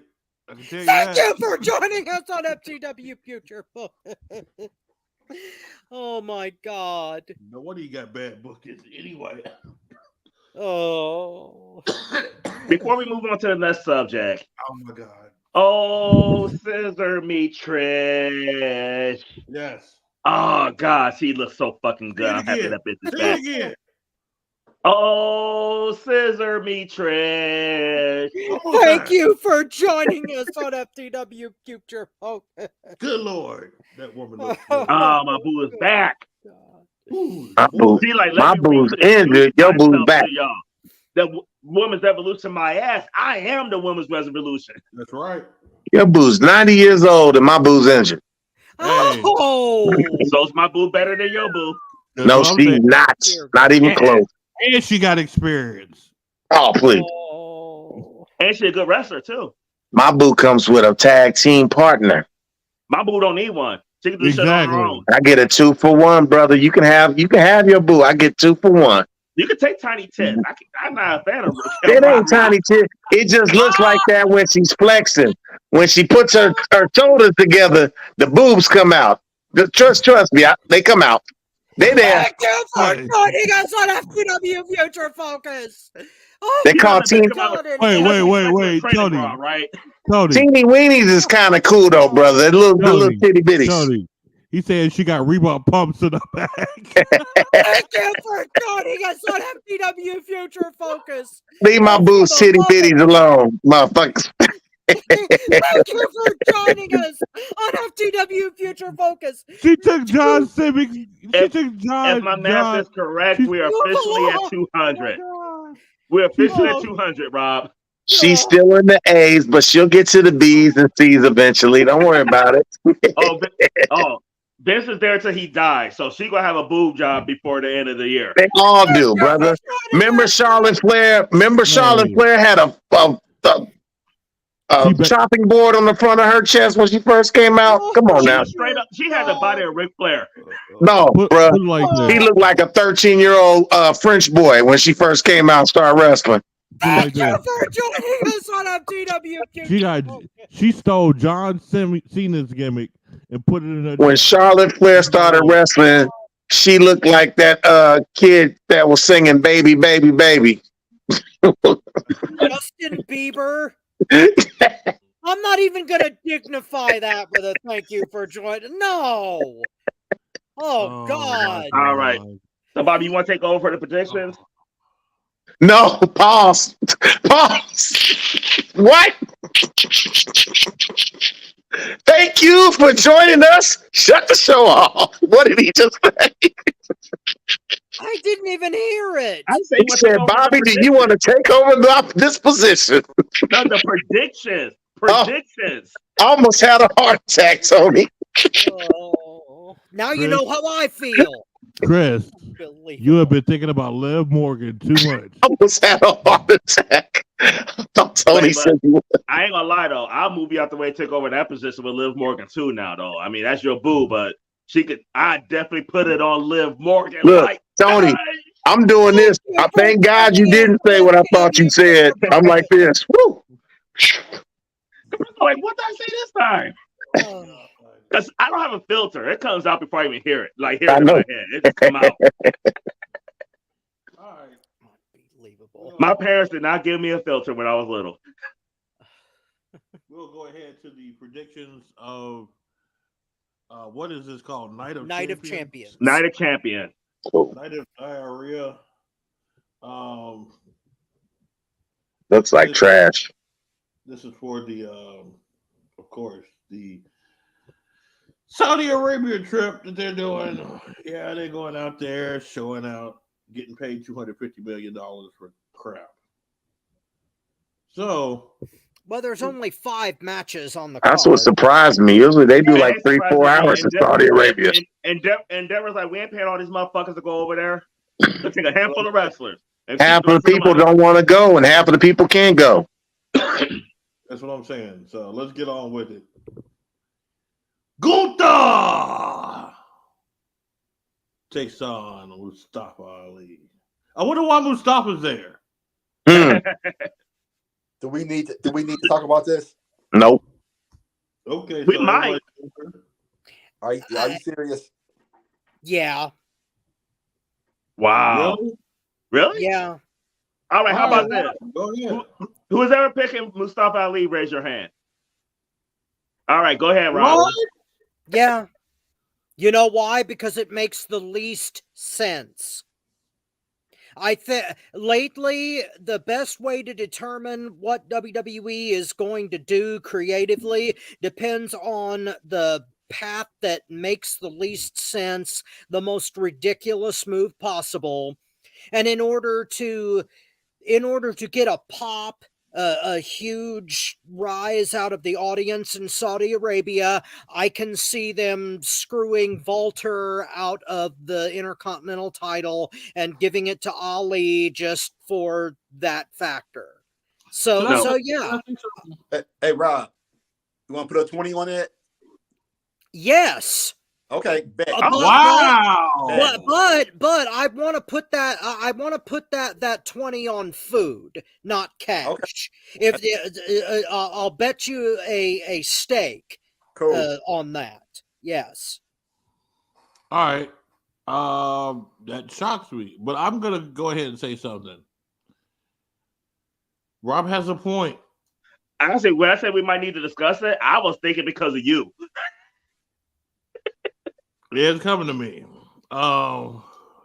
Just like I would come if Rhea Ripley was here. But anyway. Thank you for joining us on FTW Future Focus. Oh my God. But no, seriously. Gunther needs to be for a heavyweight title. And if they're gonna do it, this is the time to do it. Honestly, some shenanigans go on to where what they call them. I can't. The brutal. Oh God, what do they call it? Sheamus's group interferes Mustafa Ali wins off of a miracle. He's lucky to win. The Brutes. Yeah, the Brutes interfere, let Mustafa Ali win, and then Gunther goes for that heavyweight title. And he's the one that breaks Roman Reigns' streak. It will This make match- sense. It will make sense. It will give the Saudis something to cheer about. I did forget my moment of the week. You say you didn't have one. Yeah, I did, and I forgot it. Speaking about Saudi Arabia reminded me of it. You know what I'm talking about. In this share. Oh, yeah. That was the other match you saw. Yeah. I'm sorry. That was the third match that I saw, and I couldn't remember what it was. But I tell you this. There's gonna be someone winning the championship. I was saying in this share, but they didn't put them in a tag team championship match. But Saudi is spending too much money to not have a champion on their soil. This would be a good way for Gunther to get away from the Intercontinental title and go for the world title. Let that be for the shorter, more, let's say, limber type of competitors. All the heavyweights go for the main belts. All the juniors go for the secondary belts. And everybody can be happy. They just need to reset the thing. This is the way to do it. Make themselves happy. Make them look good in front of the Saudis or whatever. So, yeah, I'm going to go with Mustafa because it just makes more sense politically. You know, do I get like what it? y'all saying, how it makes sense and everything, though, but we seen the story with Zelina Vega in Puerto Rico, Sami Zayn in Canada, Drew But hold McIntyre over in the UK. This is the They're difference. going to let them lose and have their moment. This is the difference. Rhea Ripley just got a belt. And even though I was hoping that was going to happen, I knew 98% of my head that it wasn't going to happen. They was going to keep that on Rhea. What was the other one that you said? You said Rhea Ripley. You said Sami Zayn. They blew that. They straight blew that. I don't care Drew what. McIntyre over in the UK. Yeah, they blew that one. My thing is this. 250 million reasons why they would do this. They're getting that check consistently, $250 million every show. I'm sorry. I just, if not then, that 250 million speaks out a lot. I could see it happening more now than then because it helps them out too much. They could easily get the belt off of Mustafa and let another lightweight get it that's more deserving. But getting it off of Gunther right now, the only scenario is right now is with them fighting with the Brawling Brutes and them interfering to get the belts off of them because that's their personality. You kill all birds with one stone right there. So, yeah, I'll go. Bobby, you want 20 on this? On that, dude, I'm trying to get this stuff straight here. I ain't got a spare dime right now. If you write it, that help. Yeah, exactly. But if I'm wrong, if you hurt. If you believe that bullshit you talking, yeah. Oh.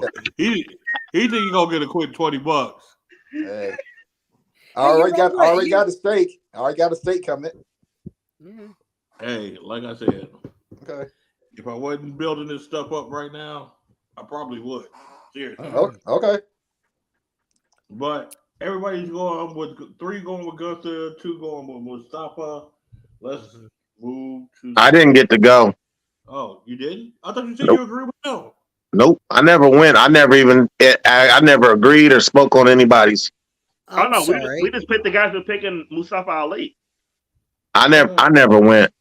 All right, go ahead. Oh, because we said who's picking Mustafa, raise your hand. You didn't raise your hand. So nah, y'all, and then y'all all started talking about stuff. I just wanted to say something. Okay. Why I didn't think it would be Mustafa Ali because the Saudis, they got their own favorite wrestlers too. That's why they like Logan Paul and The Undertaker. I don't know if they even have a favorite Indian wrestler. You know what I'm saying? To be honest with you. Do they know Mustafa Ali? Yeah, that's what I was gonna say. I don't even think they care. I think they care about Roman Reigns, and Gunther's on the opposite show. He's on Raw. Reigns is on SmackDown. So that storyline's not gonna happen for a while. They're gonna protect Reigns. There's nobody on the show right now that Reigns has to worry about. He's clear till another WrestleMania. We can all agree on that. SummerSlam, he doesn't have to worry about. They're going to be talking about The Rock again at the next WrestleMania. It won't happen, but we're going to be hearing about The Rock again. So he's got another clear shot to WrestleMania. So Gunther's going to go in there and whoop that little dude's ass. He's going to put on a good show. They'll let the crowd cheer him after he loses, like all the Puerto Rico did and UK did. And that's how they get there. And the Canadians. Yeah, that's how they get it off. That's all that matters for that particular show. And then you go to another area and you do the same thing. WWE don't care about your town. They really don't. They let you get a little shine, but they're not going to change a belt because of that. All right, next match.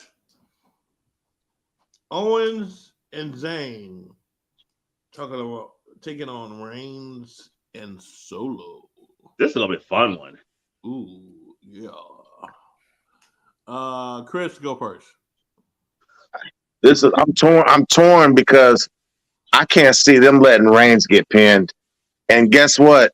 If there is a dude on the roster that can beat Reigns, he's tagging with the guy because it might be an internal family thing 2 or 3 years from now where they go, I'm going to take over the family. That's what might happen. I just can't see Reigns getting pinned. It's going to either be some funny business or Reigns is going to be the tag. He's going to walk out with them belts. And then they're going to have a program with the Usos, with Reigns and Soko versus the Usos. Because I don't think Sami Zayn and Kevin Owens don't need the belts. It hasn't. They're over. They don't. Those belts don't mean a damn thing. They need to figure out how to split it up so the Raw can have a tag team champion. And I think they have to get them on Reigns and Soko to figure out how to split those belts up. So I'm going with Reigns and Soko. All right, Marcus. Well, I said it last week. I think Reigns and Solo are going to win this match. I think with the WWE being short on individual wrestlers, right, single wrestlers right now, especially baby faces, they don't need Owens and Sammy being a tag team right now.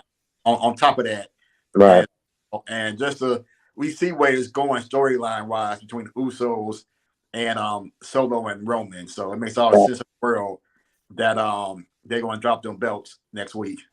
Right. Rob.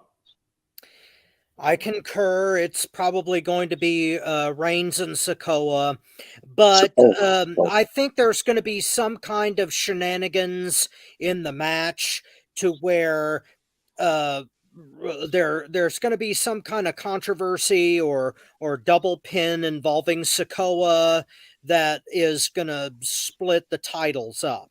The SmackDown belts are going to go to Reigns and Sikoa, and Owens and Zayn are going to keep the Raw belts and be exclusive to that show. Now, there's something that Chris was saying I want to address. You are right about Reigns being untouchable and on another level, but that is to the company's detriment. I mean, it's to a point now where nothing that you do with Reigns is believable. And if nobody can beat the guy, then he turns into the original Sheik from the 70s. Yeah. And it just kills off Hulk everything. Hogan from the 80s. Yes. What's wrong with that? Well, look at Nick Aldis of NWA. How long was he the champ? See, there's a double-edged sword, though. You're going to get to a point where either you got to get the belt off him sooner or later with somebody other than Lesnar, or it's just going to kill the whole damn thing.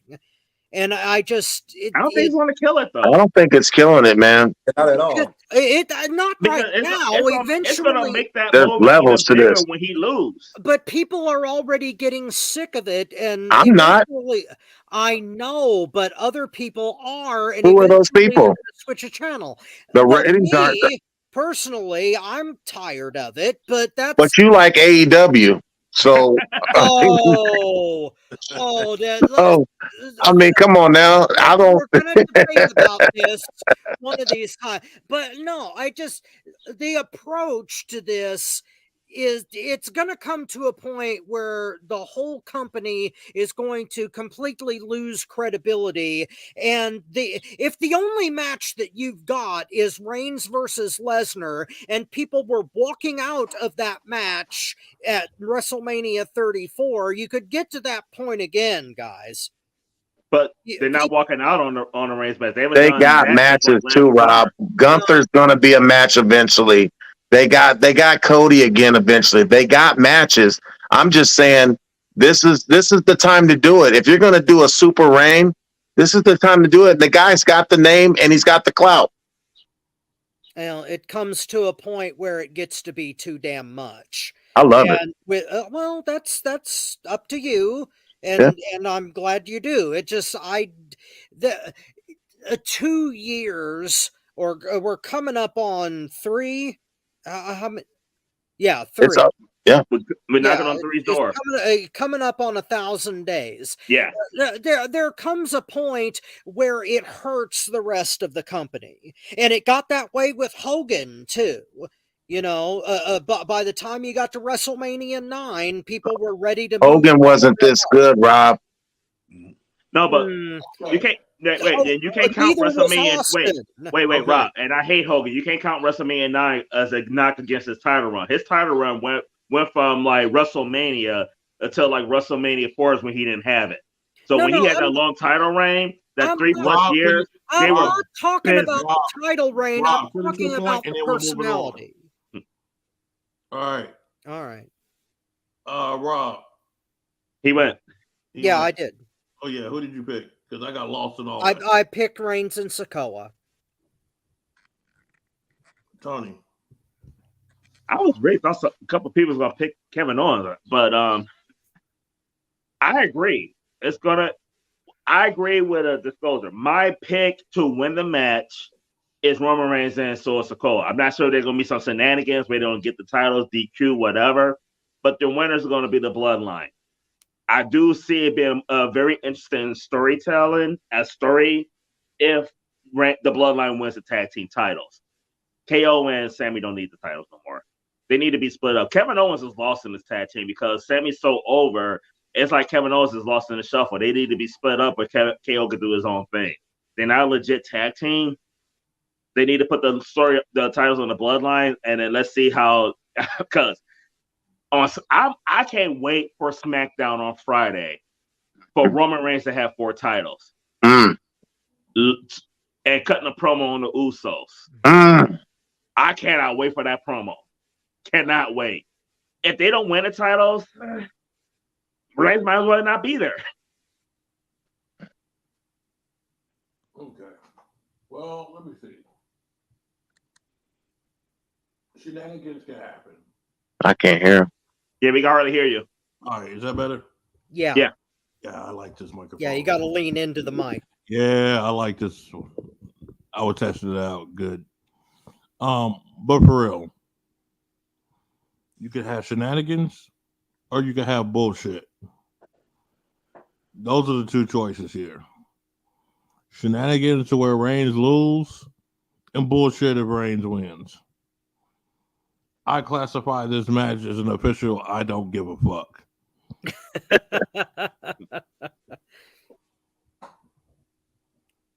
It's funny because this is a match I'm looking forward to the most. Yeah. This is the match I'm looking forward to the least because it's bullshit. Next matchup. Bianca Belair taking on Asuka. Rob, your Yoshi's involved. You go first. Well, as much as I love Asuka, the time to put the belt on her was at WrestleMania, so I'm saying Bianca on this.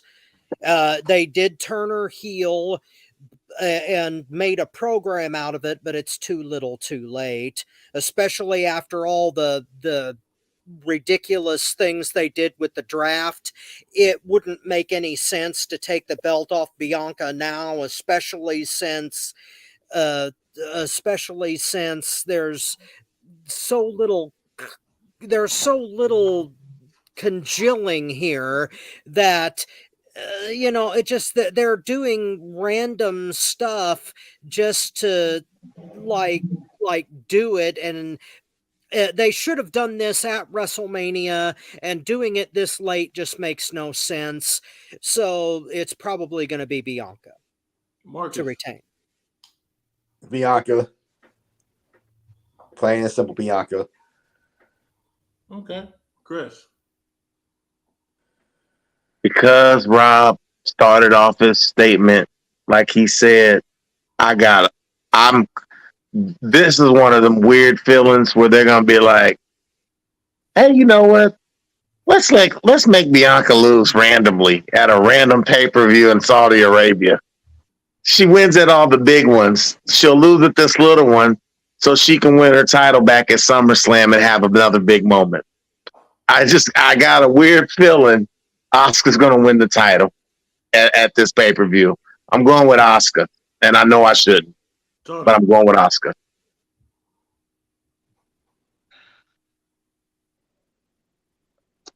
This pains me to say. Ow! Go ahead, Tony. Ow! Agree with me. Stop, Rhea. Stop. Y'all all know I hate Chris, right? Oh. And this is one of those reasons why. Because listen, me and this motherfucker, as much as we battle, we be thinking alike. To me, it makes no sense to have this match in Saudi Arabia if Bianca's going to win. It makes no sense to even have it if she's going to win again.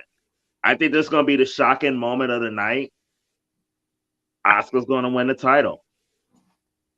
And another reason I fucking hate Chris is because Bianca Belair is going to win that title back in Detroit, Michigan, on my very last day in my 40s, when we're there live. We are going to see we're going to see the end of the trilogy live when Bianca Belair regains her title at SummerSlam. No markers, are not putting money on it, but my pick is Asuka. You know what? For once, Tony, you and Chris almost changed my mind. Almost. Almost. Y'all make interesting points, but I'm still not taking my pick though. Well, I saw the look at it, like I ain't putting money on it. He's but thinking it though. He's sitting there going, "Yeah, they probably right though." You thinking we probably right? If Bianca wins this match again, it makes no sense. You have Bianca lose the title to Asuka. You end the trilogy at SummerSlam. It started at WrestleMania, ends at SummerSlam. Well, Bobby, you're the tiebreaker again. Let me shock everybody. I don't know if I've been hanging around Tony too long or whatever, but I was thinking the same thing. Honestly, because they're trying to get international markets. This is a way to get their attention. Business-wise, it's a move. I just disagree with everybody. I don't think Bianca's going to get back at SummerSlam. I think it's going to take a little longer. Maybe Survivor Series, maybe Royal Rumble. Reason being is because they want to showcase Asuka so they can get their Japanese audience. Because they feel that Japanese audience is threatened by AEW. They can say they're not all they want to. But the fact is, the Japanese is the number one audience that AEW is going after. They got England. I mean, they're on the NBC equivalent to American England. So they got there. But AEW loves the Japanese. And they got inside ties with the Japanese. Half their rosters wrestle with the Japanese. So that is where they have to focus to get the attention from. Asuka's going to hold that belt for at least the rest of the year after this Saudi Arabia show. Wow. I'm gonna go with Oscar. Real quick before we move on to the next match in live chat, Nikki Ellis said hi to everybody. I was gonna say hi. Hey, if Oscar wins, we might get Oscar Io. That's what I'm thinking. That'd be a nice match. I would love that match. But see, that's what Wait. I'm thinking. Wait. As we think about that before we move on, ain't Forbidden Door the same weekend as a WWE event? No, I don't know. no, I know don't think- WWE is running a weekend with AEW. That's just coming up one. Yeah. Double or Nothing is on Sunday, next Sunday, and Saudi Arabia Clash. Saturday. Yeah. Okay. Oh, so yeah. Oh, yeah. Oscar for sure. So Oscar for sure now. yeah, it's a sad day because. Oh, so you changing it? Oh, you didn't change. No, I said Oscar for sure. Yeah, it's a sad day. Oh, for and me. real quick though, Nikki also said that Hogan is awesome. Yeah, she can Right. choke one. She can choke on one. Back to reality. Back to life. To reality. Oh, sorry. Cody Rhodes taking on Brock Lesnar. I don't care. Boom.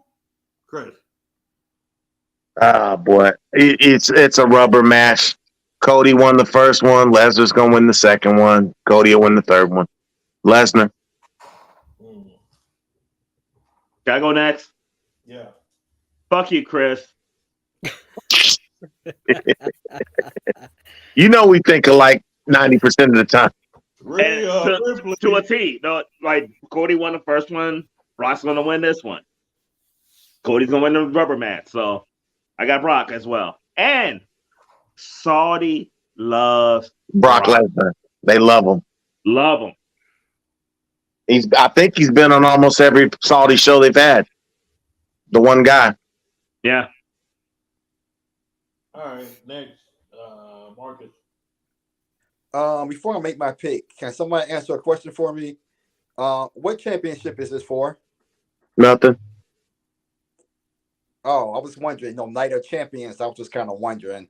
But I was just, yeah. But okay. I was just wondering. It's for the Saudi spent a lot of money title. Yeah. Oh, Brock will get the biggest check on this night. Believe that. Yeah, he is. Yeah. But I'm going with Cody. I think Cody's going to win by DQ. I think Brock is going to beat the shit out of him, bust him open real bad, make him bleed, so he can have a mark on his face. And Cody's going to demand another match with Brock at the next show or something like that. So I'm going with Cody by DQ. Right on. Rob. Marcus, I can answer that question. The match is going to be for the I don't give a fuck title because that's my choice right there. I don't give a rat's hairy asshole about this match or who wins it. You guys are probably right in that Lesnar will, but I just am not compelled to care because I called the last match between these two exactly the way it happened. And it's probably going to go down exactly the same way again. And I just could not care less. So don't give a fuck on this. Match of the night, Rob. I had a short and sweet. I don't give a fuck about Lesnar at all. I refuse to vote for Lesnar. I don't care if he's going against Cookie Monster. I'm voting for Cookie Monster. Fuck Lesnar. Fuck his big head. Fuck his big muscle bound neck. Fuck him. Fuck Sable with his somebody else's dick. I don't give a fuck.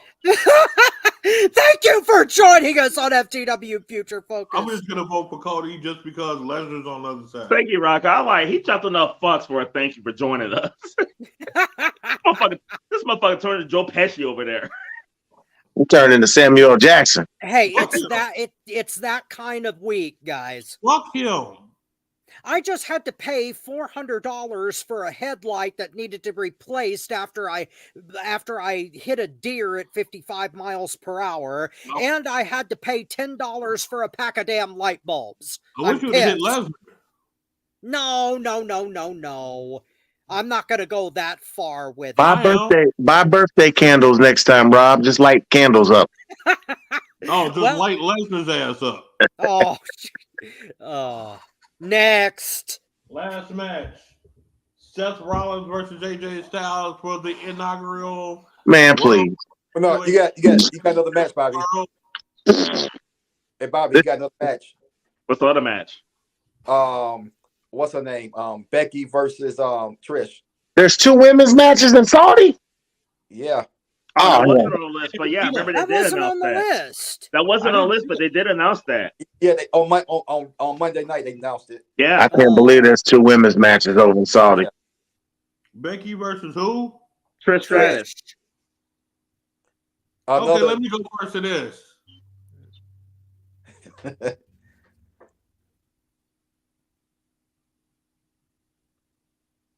Did you hear my response? Yeah, I don't give a fuck. I agree. I second that. Whoa. Put me down for my boo. Honey Boo Boo? Trishy Boo Boo. No, I don't give a fuck because Trish should win. She Nah. better win. Becky's gonna win over there. They love Becky too. Fuck Becky's gonna win over there. That's another one I say fuck you too. Fuck that bitch. I want Trish to win too, though. Trish been Fuck clowning. Fuck that curly head. I wish I was a fucking Max Man, whatever that. How come man- Becky sounds more like a dude than Seth Rollins? Because she's the man. She is He the man. talks like a girl though, don't he? He'd be like, "Hey, how you doing?" And she'd be like, "Hey, if you don't come down to the ring and talk to me," I'll be like, "Who the Right. fuck?" She got a By strap on. show of hands, how many people think that Becky Lynch used a strap on Seth Rollins? You didn't have to finish the question. Thank you for joining us on FTW Future Focus. Ladies and gentlemen, Rhea Ripley borrows her strap on. I bet you when they got married too, and the preacher said, "Do you say I do?" Becky Lynch was like, "I do." Thank you for joining us on I FTW do. Future Focus. Seth Rollins. Gentlemen, every relationship is different. No, This is the greatest day of my life. Thank you for joining us on FTW. I can't wait till we get back home so she can strap it on. Get your ass in the car, Seth. Oh, I'm so Thank you for sorry. joining us on FTW Future Would you like me to get Focus. the driver's door or the passenger door? I'm sorry. Take your clothes off and get in the bed. Okay. Well, you Oh my know, God. like Seth Rollins that had that whoa. He didn't have that song till he did that shit the first time she went in his ass. Yeah, That was Thank you the, for she joining really us on scissored him. Oh my God. Okay, this has gone to hell in a handbasket. I'm picking Trish. yeah. Trish is going over because that's the only way to continue the feud. They're You probably would gonna pick take Trish, this to Rob. SummerSlam. Well, no, I would say Becky because it makes the least sense, but if they want to continue the feud, it would have to be Trish. Yeah. So that's who I'm picking. Picking Becky in any match makes the least amount of sense. Oh, why do you say that? You shouldn't say that. You're making fun of my heritage. You're gonna make me get my Lucky Charms and they're magically delicious. And you're taking my strap on. And you're not Thank giving it you to the right for person. joining The us on frosted Lucky Charms, Oh dear. My pink strap hearts, is magically blue delicious. diamonds, yellow horseshoes. Next. Marcus, I'm taking Trish because I hate that bitch Becky Lynch. all of you. I'll get my strap on all of you. Wait, I got a very, very, very. This is gonna be a serious moment, guys. Very serious moment, though. Yes. Y'all know that I can't stand them bitches, Becky and Bailey. Yes. Bailey is no longer a TBB. She's no longer that bitch Bailey because Thank you. Becky Lynch is the crown champion of that bitch. Becky, like she is that bitch. Like Bailey is far better than her. And Bailey's got a nice ass. Oh my God, the things I She got would a do to badonkadonk. that ass, the things I would put in that ass. Oh my God, Bailey's ass. Thank you for joining us on FTW Future Focus. He can't even talk. You done made the man lose his voice, Tony. Leave that man alone. Unbelievable. But Well, no, okay, Becky's the only bitch now. Bailey's pants were out of this world, but I was just gonna leave that alone because I ain't leaving it alone. I respect a woman's ability. Yeah. I mean, she is good. She is better in the ring than Becky. She is better on the mic than Becky. So, Right. Geez, about time. Shit. All right, let's get to the final match that really matters. We can't hear you, Bobby. Let's go to the final match that really matters. All right. Rollins versus AJ Styles, World Heavyweight Championship. Tony, go first. This is going to be the match of the night because of the talent that we have in this match is going to be the match of the night, which is good because we all know the winner and new world champion is going to be Seth freaking Rollins. He may not be the man in his bedroom, but he's going to be the man on Raw. You say he's going to be the man that take it Raw? Thank you for joining us on FTW Future Focus. Why are you doing this to Rob, man? Leave that man alone. He's turning red. Look at his face. He wants to hit 300 by the end of this show. So did Becky. Thank you for joining us on FTW Future Focus. Oh my God. I think Seth said that afterwards too. His face is redder than the logo, Bobby. Help this man. Thank you for joining us. Stop. Oh my God. I keep saying, but okay, can I go next just so that I can catch a break here? Yes. I think go ahead. Dominic said, but go ahead. Okay. I'm picking AJ again because it makes the least sense. And they're in Saudi Arabia, which is kind of like the WWE's bizarro world now. So I'm picking AJ because it would be the least logical choice. You're right, though. It's going to be the match of the night, but AJ is probably going to go over just so that they can screw with everybody. And because the draft meant nothing. So that's AJ. exactly what I would say. All right. He said AJ. AJ. Marcus. Well, before I pick, in case I don't get a chance to point this out. Okay, so they got 2 matches that aren't for titles, and they got 3 titles aren't being defended on a Night of Champions. I don't know what that's supposed to mean, but I just thought we do have time for more title matches get added though in their defense. Yeah, well, anyway, that is like WWE to book a title match with no build up. But okay, I hesitantly say Seth because it would make no sense to put on AJ being on SmackDown, but I kind of wonder with Seth Rollins working on the new Captain America. I'm assuming that's going to be a small role that won't interfere with his title defenses. And Seth Rollins right now is arguably the most over babyface on the roster right now, even more than Cody, arguably. So it would make sense. But yes. Seth is super. Not over Sammy. Yeah, I disagree. I don't know. It's arguable. He's right there with Sammy. He's right there with Sammy's pop has died out. Yeah, a lot since he's been in this tag team, and I think Cody has too with losing that match. So I think Seth is right there with him. But I'm gonna go ahead and pick Seth on this. Right on, Mark. Chris. Yeah, they wrote themselves into a hole. They're idiots because the championship I thought was designed to go on Raw. Is what I thought originally. Yeah. It would be crazy if AJ was on Raw. I think we all would pick AJ. We all want AJ to win this title, to be honest, because he's back. AJ deserves to get some shine. We know how He's a very good performer, and he's a worker. You never hear bad stuff about AJ Styles behind the scenes. That's why we all think he deserves it. And he doesn't mind. He's Yeah, phenomenal. he doesn't mind I want to see AJ versus Ricochet. I want to see AJ. I mean, we can go AJ versus Austin Theory. He could put that guy over.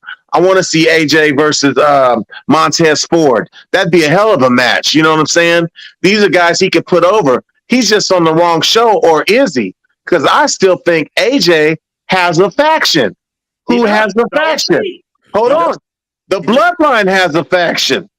I'm not saying. I'm just saying. So now, if Seth Rollins wins this title, what did Bobby say earlier? If you get that title off of Gunther, Gunther has a faction. Maybe Gunther goes after Seth Rollins. But I'm going to tell you what's going to happen. Brock Lesnar's going to get his hands on that belt. I don't care what y'all say. Brock Lesnar is going to get his hands on that belt, and it's going to be around his waist. They made that belt. I thought it was for Cody. I was wrong. Brock Lesnar's going to get his hands around that belt eventually, and it's going to be a stranglehold. On one show, it's going to be Brock again, and on the other show, it's going to be Roman Reigns, and that's how it's going to be. But for a little while, Seth Rollins is going to have that title. That's how it's going to be. But at some point, you got to stop betting on Cody, man. You have to, but I could see Gunther, Brock Lesnar, and Lesnar putting Gunther over eventually. Gunther going against a McIntyre. All those guys are on Raw. So, I mean, those are matches that we can see down the line if they know how to fucking book it right. Oh, well. My pick.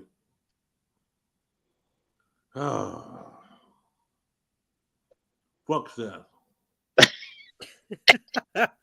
Fuck Becky. Fuck the outfits. Fuck the strap on. He did. Thank you for joining us on FTW Future. Alley-oop, baby, alley-oop.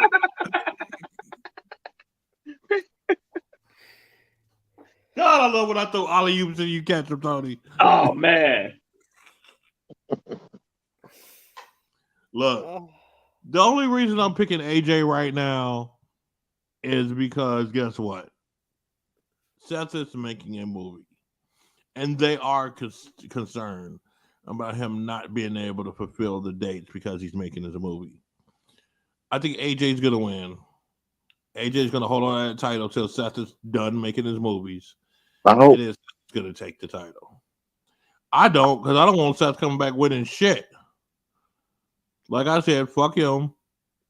Fuck Becky. Fuck the strap on. Fuck the man. Fuck the woman. Fuck the outfits.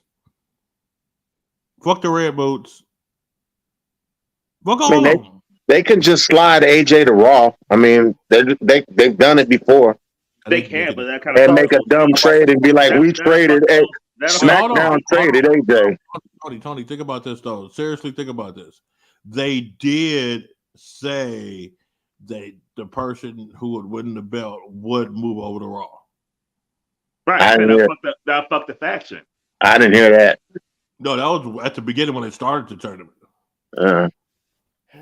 So, but it's gonna fuck the OC and Mia Yim.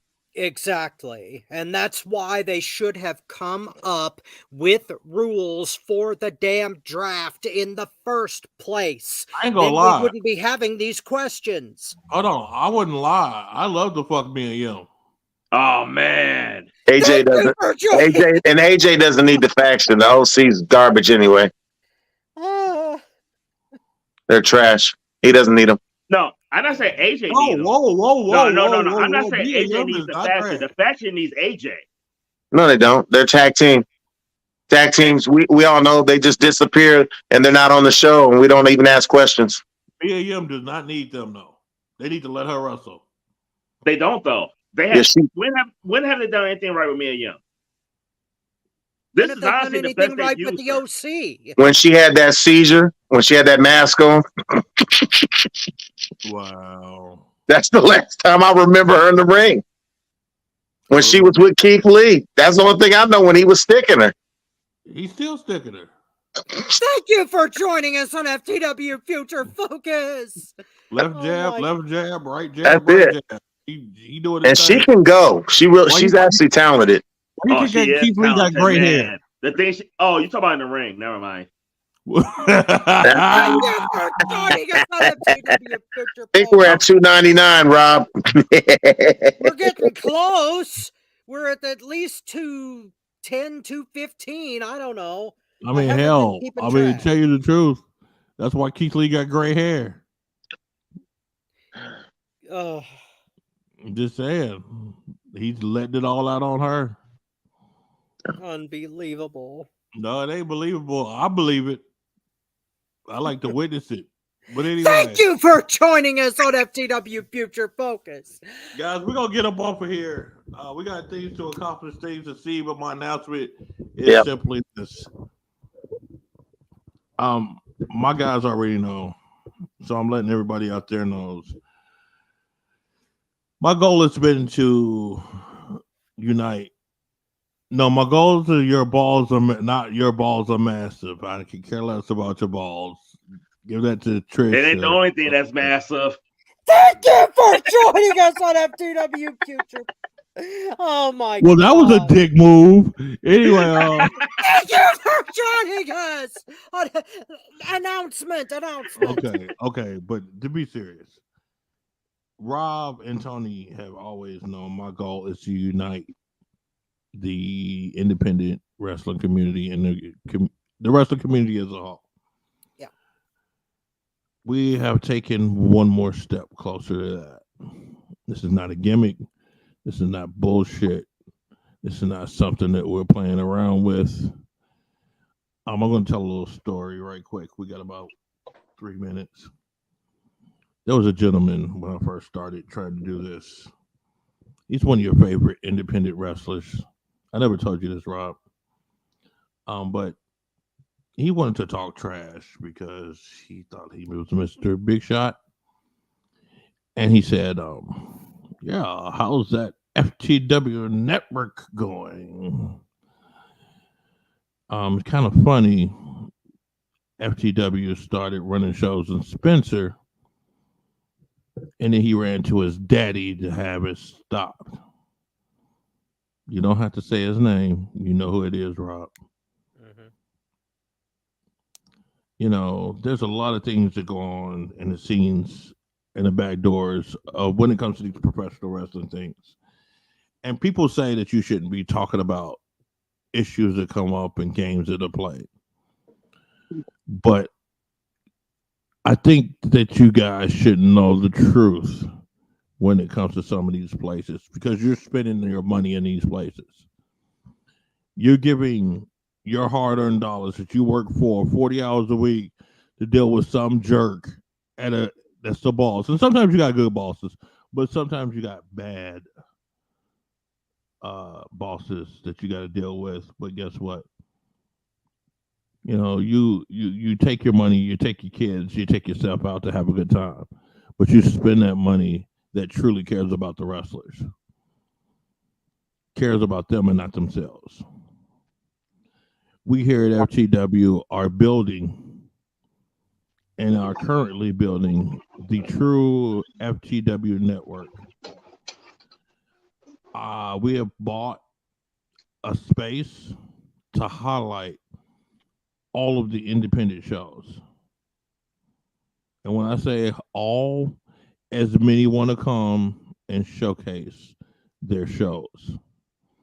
If you notice on our website, there's a page that's half written, and I kept it like that so people could see how it's being built. This will be literally our network station. Everything will be displayed there. The independent island will still have its own page. The Future Focus will have its own page, but it will also be incorporated on a scheduled time with the FTW network. If you have friends that like professional wrestling, if you have businesses or local federations in your area, I don't care if you're here in Indiana, you're in Chicago, you're in New York, you're in California, all the way down under to you, Nikki, Australia. I mean, check this out. Let them know about the FTW network. Show them they can be showcased. Let's bring all of the wrestling here. First announcement is we have our first group that's joining with us. We've been there a couple of times, but they said they're going to go ahead and sign on with us. And that is Carnersville, Indiana, world's finest wrestling. Thank you, Keith. Great organization. Great talent there, too. Thank you, Keith, for believing in us. We are going to expand. This is not a game. I don't talk trash. It might take me a little bit because of certain situations, but I don't talk trash. We here about to grow, and we want you to grow with us. And we want your favorite fans to grow with us. So let them know about us. Tell them to contact me and to contact us here at the FTW Network. We could talk to them, get them on the map. If they don't get on with us, it's ridiculous, honestly. And I'm going to be honest with you. If they tell you no, I'm going to let you know down the road what my requirements were and to show you why in the world would they say no. That's the question you're going to have. Because this is about me. Yes, Nikki, I know you'll make Tony grow. But I'm growing as you speak. Rob, what happened to thank you? I had to sneeze. I muted the mic. Thank you for joining us on FTW Future Focus. I can't thank you for joining us and sneeze at the same time. I'm not that good. Maybe kind of hard. But we want you guys to see on each end, on those that really truly about displaying their talent and displaying their shows, and those who really are about themselves and about their little group. We're not going to have that Young Bucks crap here. We're about to change the professional wrestling on its head. And we're going to get these independent guys to be shown and these independent ladies to be shown, especially because they deserve it. They should have it. And I'm about to bring it. And anybody that tries to copy it, you know where they got it from first. Right here, FTW Network. So, like I said, tell your favorite federations or whatever, get in contact with us. We might contact them already. But whoever it is, no matter where they are in the United States or the world, it's time. Let's bring it all home. And FTW is home. I want to thank Tony Motown Allen. Thank you. Need a wrestling home and you're on Facebook. President of the Motown Wrestling Group. Check him out. Sign up. Join up. It's going to be fun. We also broadcast on there. Vice President of FTW Network, your not so humble correspondent, and the man with the voice that is more platinum than Jay-Z's albums, Robert Black. Thank you for being on. The silent but deadly, the mean but the gentle, Marvelous Marcus Black. Thank you very much. Yeah, Chris, thank you too. But I gotta fuck with Chris. I gotta mess with Chris, but you said what? Buckley, not Black. Oh, sorry. My bad. You know, I am Black, but you know. Yeah, man. We brothers here. All the five of us, we brothers here. Beautiful. But and we love you, Chris Gadget Man Woods. Yeah, Chris. Yes, Chris very much. Woods. Thank you. I love you too, Robert. Even though you like the Young Clucks. Yeah. It's everybody ain't perfect, you know. I know. I mean, he likes Hogan too, so it shouldn't be surprised. I still understand it. But I want to thank everybody that's tuned in. Please tell people to tune in also. It's time to get it done. Oh, yeah. By the way, if that person or hears about this and want to look back on this, you know my face. How's the FTW Network doing now? Bitch. Yeah. Thank you for joining us on FTW Future Focus. Yeah. The controversial edition. Boy. Mic drop. Boy. We're well on our way to 300, folks. Where's James So- Brown at? We're about to get up out of here. We enjoyed your company. We will see you next week.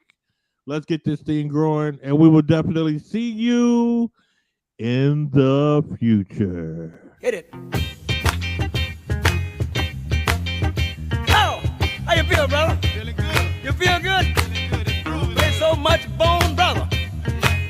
How you feel, man? I feel all right. I'll call your name. I don't want no people to know you're in here. How you feel, brother? Hey, Jam!